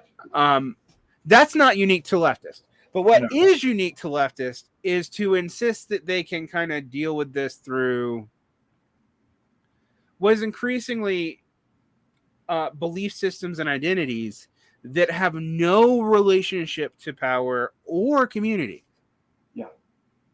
And is actually kind of hostile to it. Like, what did the DSA do when it started becoming mass? Did it try to instantiate itself in some kind of real social world for a lot of people? No, it became a party branch for a specific wing of the progressive part of the Democratic Party in New York and California, and couldn't even unify in a way to do that in a formal sense. Yeah. But in an informal sense, it did that. It created all these, organizers. These are professional organizers who are also removed from the workplace and often hated by actual union members. But that's who the DSA represents. And that became called the rank and file strategy, which in and of itself is insane. Like, how is creating a whole bunch of union bureaucrats a rank and file strategy just because they are nominally socialist? I mean, I suppose it's like a march through the institutions thing, right? It's like it's just different institutions, right? Yeah. And it's led to this appearance of like people calling for like, oh, we've seen the rebirth of organized labor. No, you haven't. Like, actually, not at all. What we've seen is organized labor decline. Interestingly, there was a real uptick in organized labor from 2010 to 2013. From the period from the Sanders movement forward, that actually stops. Right. That's objective. Like, so we had new unions. There does seem to be real labor militancy out there, but it's not translating into anything. You mean in terms of like a politically powerful union movement? Like you can't win anything. It's not even growing. So we had a ton of new unions approved last year, right? But the actual percentage of the workforce that was unionized declined from 2020 to 2022. Declined, even though you had double the number of people asking for unions. And then what did you see? Well, you started seeing people like Eric Blanc talking about like, the Red State Rebellion and the formation of new unions, then praising the Biden National Labor Relations Board. That was like the teachers, right? The Kentucky, but as like the same field that these teacher unions were fighting on are now just liquidating, and they're not talking about it. And then they start focusing on the National Labor Relations Board. Right. What does it have to do with Lukacs? Not a lot. But what can we say? In a kind of broad thesis, we can't really do much about this because people are using these kinds of intellectual abstract formations to claim the opposite of what is true a lot of the case. Yeah. And it's actually kind of like when we were talking about with fictitious capital, something that's hard to even say until after it's already happened. Yeah. I mean, the thing that Lukacs wanted to do, the unity of theory and practice, is now actively impossible. And it's being made harder by every social. I mean, if society has a telos, it feels like it's to put whatever obstacles it can towards making the unity, making it harder and harder for people within it to understand it and change it intentionally. Right. The kind of standard Marxist answer is alienation, which I think is fair enough, except that alienation is just naming it. Yeah. I think the alienation is real. In fact, part of my whole pushback on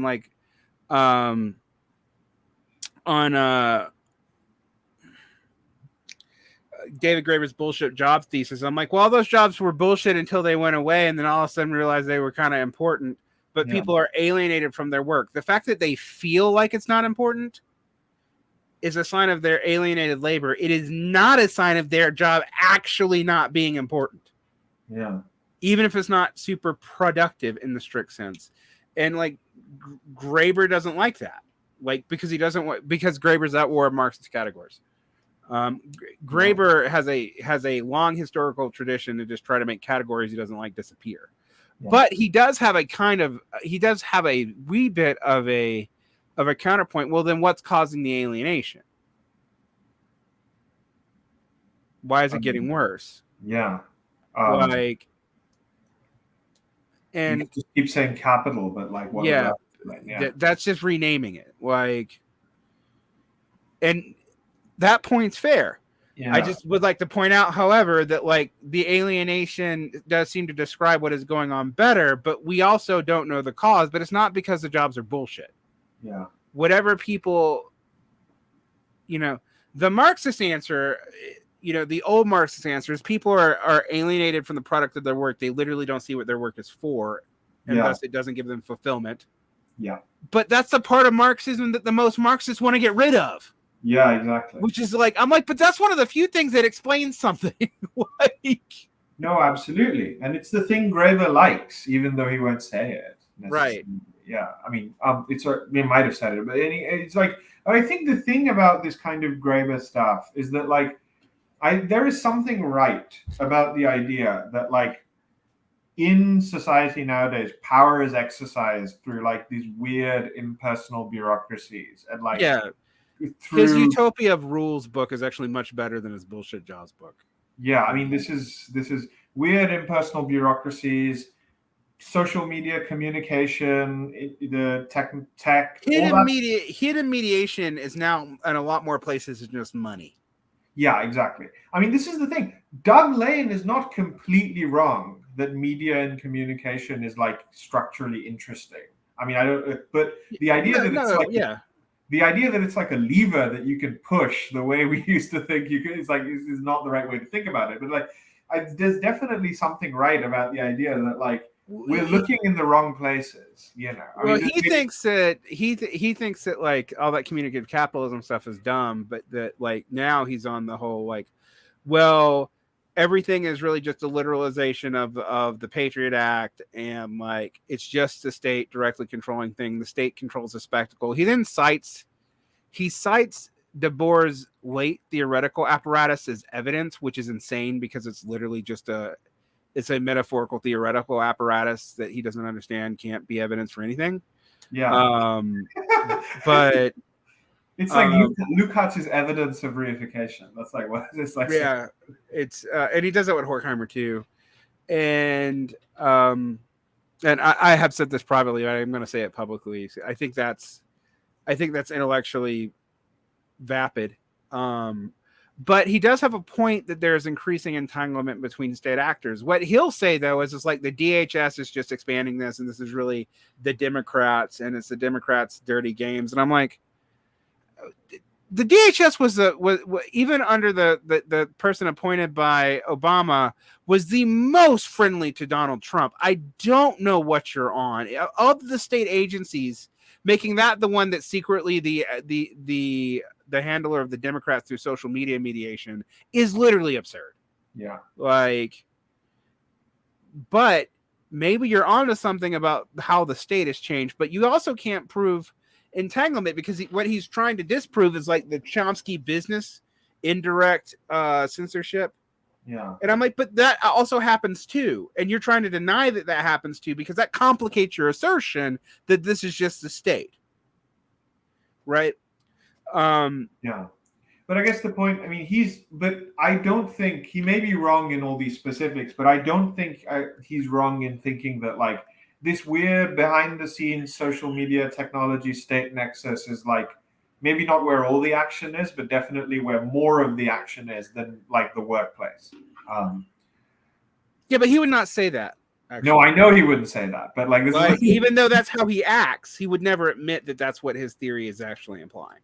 Yeah, I mean, and obviously this is not to say that like work relations aren't ultimately important to capitalism, but like, just hear us for the last 40 minutes. Like, what have we been? How is that? How have decades of like, let's go back into the workplace? Yeah, how's that worked out for us? The thing is, like, this is why I don't want to abandon some of the stuff about talking about totalities, even if they're like totalities that are very hard to clarify. Yeah. While I don't want to give capital causal anything, it does seem true that, like, well, more of our society is directly commodified, and that does seem to lead people to have more brand identities and stuff like that, but it also makes work life seem less important. This is actually a lash point. Yeah. That, like, one of the biggest shifts in capitalism at the end of Fordism in particular was to get people to stop seeing themselves as a worker and start seeing themselves as consumers. Yeah. And I think that's fine. I mean, I think there's truth to that. Like, yeah, absolutely. But I think we also have to admit that also means a whole lot of social control and even social valorization is not in the workplace at all. It's in these places that are like kind of commodified and kind of not. Yeah. And that also leads for places for all kinds of interventions. And I think the problem with Doug Lane is he's only focused on one kind of them. No, exactly. I think, like, obviously, like, I don't want to say the workplace is irrelevant or like workplace struggles are irrelevant or whatever. But the point is, it's clearly just one lever among many now in terms of, like, I don't know. And if you use it on its own, it just gets you into union hierarchies, and like, which themselves often have problems of ILRs, of like oligarchies developing, etc. Yeah. Which does mean to combat that, we need better views of how you actually deal with power equalization. And one of the things that I will take from Graeber, I think Graeber way downplays external inputs like environment, etc., sure. Modes of production, and what makes an egalitarian society. But I think people just want to run it down to the ladder, take out that, like, even from the evidence of people who do believe in that there are like external limits on what societies can be egalitarian and what can't, and that it is probably more likely to be egalitarian in most cases than not if people were left to organize themselves. Like, you had there's a lot of evidence that, like, to build agriculture wasn't because people decided it was more efficient, it's because people made them and enslaved other people to do it. Yes. Right. Like, just to put that out there. Yeah. But sorry, Marxists. Yeah. Well, I have some anarchist friends who do go, sorry, Marxist, on that. No, but it's the naive German ideology story, right? Which is like progress. Each mode of production is more productive than the last one, and that's why. Right. Yeah. Well, to me, that's not even that's not a classical Marx concern, but that is an analytic Marxist concern. Like, that is something that, like, G.A. Cohen believes. Right. And that's a Whiggish view of history.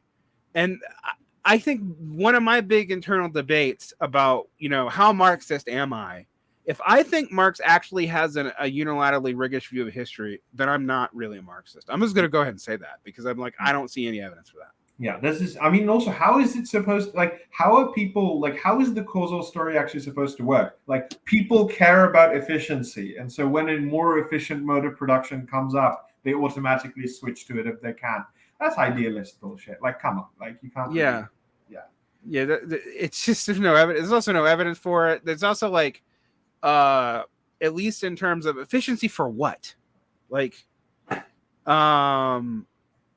I'm like, under early agriculture, most people's lives involved in it, except for the kings, got shittier. You see it in bone density, you see it in height, you see it like you see it in projected average lifespan from the anthropological evidence. Right. Like, sorry, you like, how is that more efficient? Like, it can support a larger population at a much shittier standard of living until we got really good at it. But we're talking like thousands of years. Really, not until the Industrial Revolution do we get really good at agriculture. Right. Yeah. So, and I say that because basically Malthus is right until the Industrial Revolution. Right? Malthus' observation about populations is correct until the Industrial Revolution. It's not correct for hunter-gatherer societies. It's not correct after the Industrial Revolution. It is correct for like feudalism, antique agrarian societies, any kind of society that is based off subsistence farming, etc. Like, Malthus is not wrong about that. Now, what he's trying to use it for and argue for is horrible. But through reinvestment, we do deal with population issues. And this is why the people who want to go like, well, capitalism is not a useful category. And I'm like, I don't know. You're going to have a hard time explaining to me why all of a sudden we actually got good at reinvestment schemes, which we were not good at between all of forever and the 17th century. Like, yeah. I mean, they call that like industrialization or whatever, right? But that doesn't make sense because industry was actually came up much later than that. But yeah. Right. Yeah. It does seem to have to do with incentivizing reinvestment. Now, if you don't want to call that capitalism, fine. But like to me, it's like, well, mysteriously, the thing we call capitalism happens to happen around the time that happens. Yeah. So like, and that's also when industrialization happens, etc. Yeah.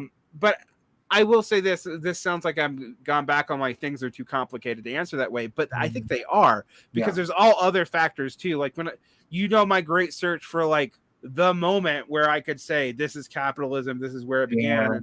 I keep pushing it further and further back. Yeah. And basically I'm like, I know when capitalism fully instantiated the way we understand it, it's like the 19th century. Yeah. And I know it begins earlier than that, but it can begin somewhere between the 12th century and the 17th century. Like, it's just like, there's a 500-year transition period. Yeah, exactly. I mean, at that point, you should stop using the word transition period. It's like, it's also like I was talking about feudalism. Like, I think feudalism might be a meaningful category, but we can use better terms if you'd rather. Feudalism is a transition period from tribal society. Not tribal society, from antique society, which is not tribal society. But that's amazing! Like feudalism as a transitional form. Well, here's the thing. When I actually started looking at it, I'm like, it's not one thing, but there are things that characterize this time period that you'll find over and over again. Yeah. But there's like not one system of law, there's not one system of land ownership, etc. Yeah. Yet I still think it's meaningful to talk about it. But like the transition from antique society to the High Middle Ages, aka feudalism as we think of it, is also fucking like 600 years. Yeah. And it involves losses of technology that, like, it's hard to explain. Like, I always point this out, the Egyptians forgot how to make pillars, literally. And the Anglo-Saxons apparently lost the ability to make saws. Yeah. There are no saws made in England between... I'm not making this up. Between like the 5th century and like the 10th century. Oh my Everything's God. axes. So like saws existed too because they were still around. Like, right. So it's not even a question of like knowledge having been lost like physically or whatever, right? no, Like, it's literally like that no one knew how to retro engineer it, and like it was not. And it wasn't. We don't even have evidence like people live massively worse lives during this time. If you look at the bone evidence, it's not like you see like an evidence of decline of life, but you do see an evidence of like they just quit. All this technology quit being relevant to them, right. and so they didn't invent it again. You know, it's like when you read about stuff from like the High Middle Ages, when like people are going to get water from the well and passing under the aqueducts because they don't know what they're for.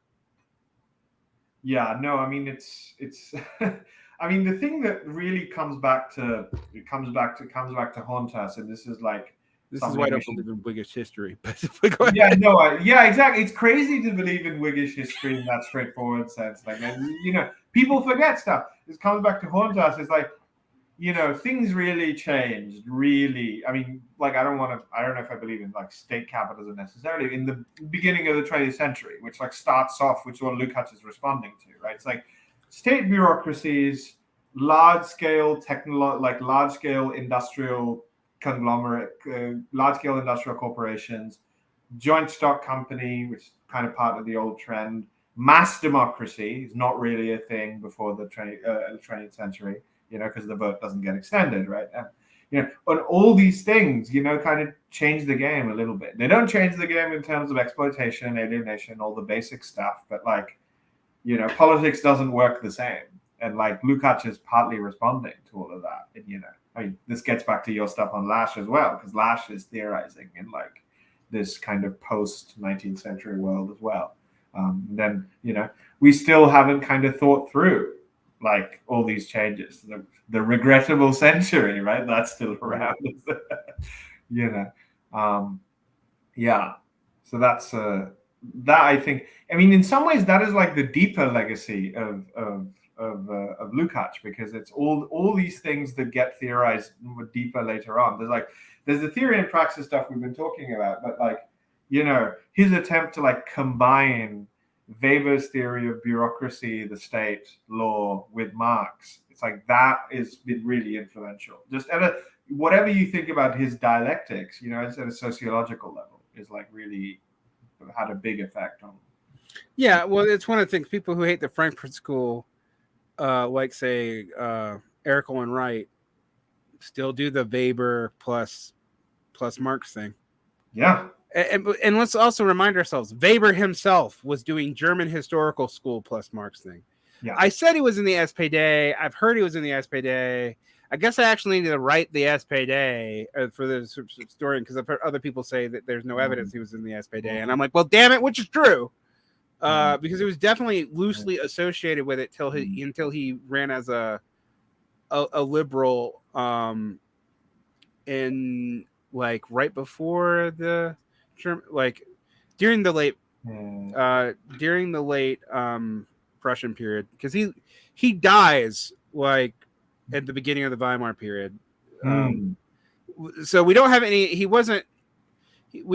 indication for him, like for a lot of the Marxian, like the latest form of the German historical school, they were highly influenced by Marxists, but a lot of them become Nazis. Right. Weber doesn't. Weber's not associated with any movement that's tied to that, but he also dies really early. So like, yeah, I mean, Weber is like famously, his historical reputation is as a lib, as like a canonical, like against the extremes kind of lib. Yeah, he is, but he's not. He's actually not a liberal in the kind of Anglo-British American way. Right. He's not like. It's like he does Thomas kind of Mann, like the Thomas Mann, right? Like he comes to, you know, he's like weird, like kind of. Yeah. Thomas Mann is a member of the conservative revolutionary movement, and then abandons it. Yes. Like, and Weber's never part of the. But Weber and Mann end up kind of close to each other, but from opposite directions. It seems like. Because Weber clearly is, even if he was a liberal, he's more coming out of this like quasi-socialist tradition. If not the SPD, then definitely the the younger German historical school, which were the armchair socialists that Marx was complaining about, the kind of national socialists, not Nazis, but like they were neo-Kantians. They thought that national development was super important. Carl Friedrich Knapp is one of them. Right. The MMT guy. Yeah, although MMT is like chartalism and MMT should be separated. And then I also think we have to admit that there's two different theories of MMT. There's legal theory of money, and then there's state theory of money, and they're actually not the same thing. Because they're more than states can issue law. Right. So we don't think of it that way. No. But like pre-modern societies, there are multiple, like there's different laws you are beholden to, and like Canton law versus state law versus canon law versus church law or whatever. Yeah, church law is canon law. Yeah, church law, yeah. And there's even different courts for it. So, and sometimes you might be tried, and like double jeopardy actually made sense to me when I realized, like, oh, it's not just that you're getting tried twice. It's also like you might be tried for it with actual punishment in church court, maybe get out of that, and then get tried for it in criminal court, like, and then maybe again in civil court. I don't know. Right. Although double jeopardy does not apply to criminal civil cases, so you can get, like, if you lose on a murder case, you can still get hit by a wrongful death case. See O.J. Simpson. So. And on that note, yeah, we should end. Yeah, because we did good. We stayed on topic for the first hour and a half. All right. Yeah. This is for us. That's kind of a record, actually, to be honest with you. Yes. Yeah.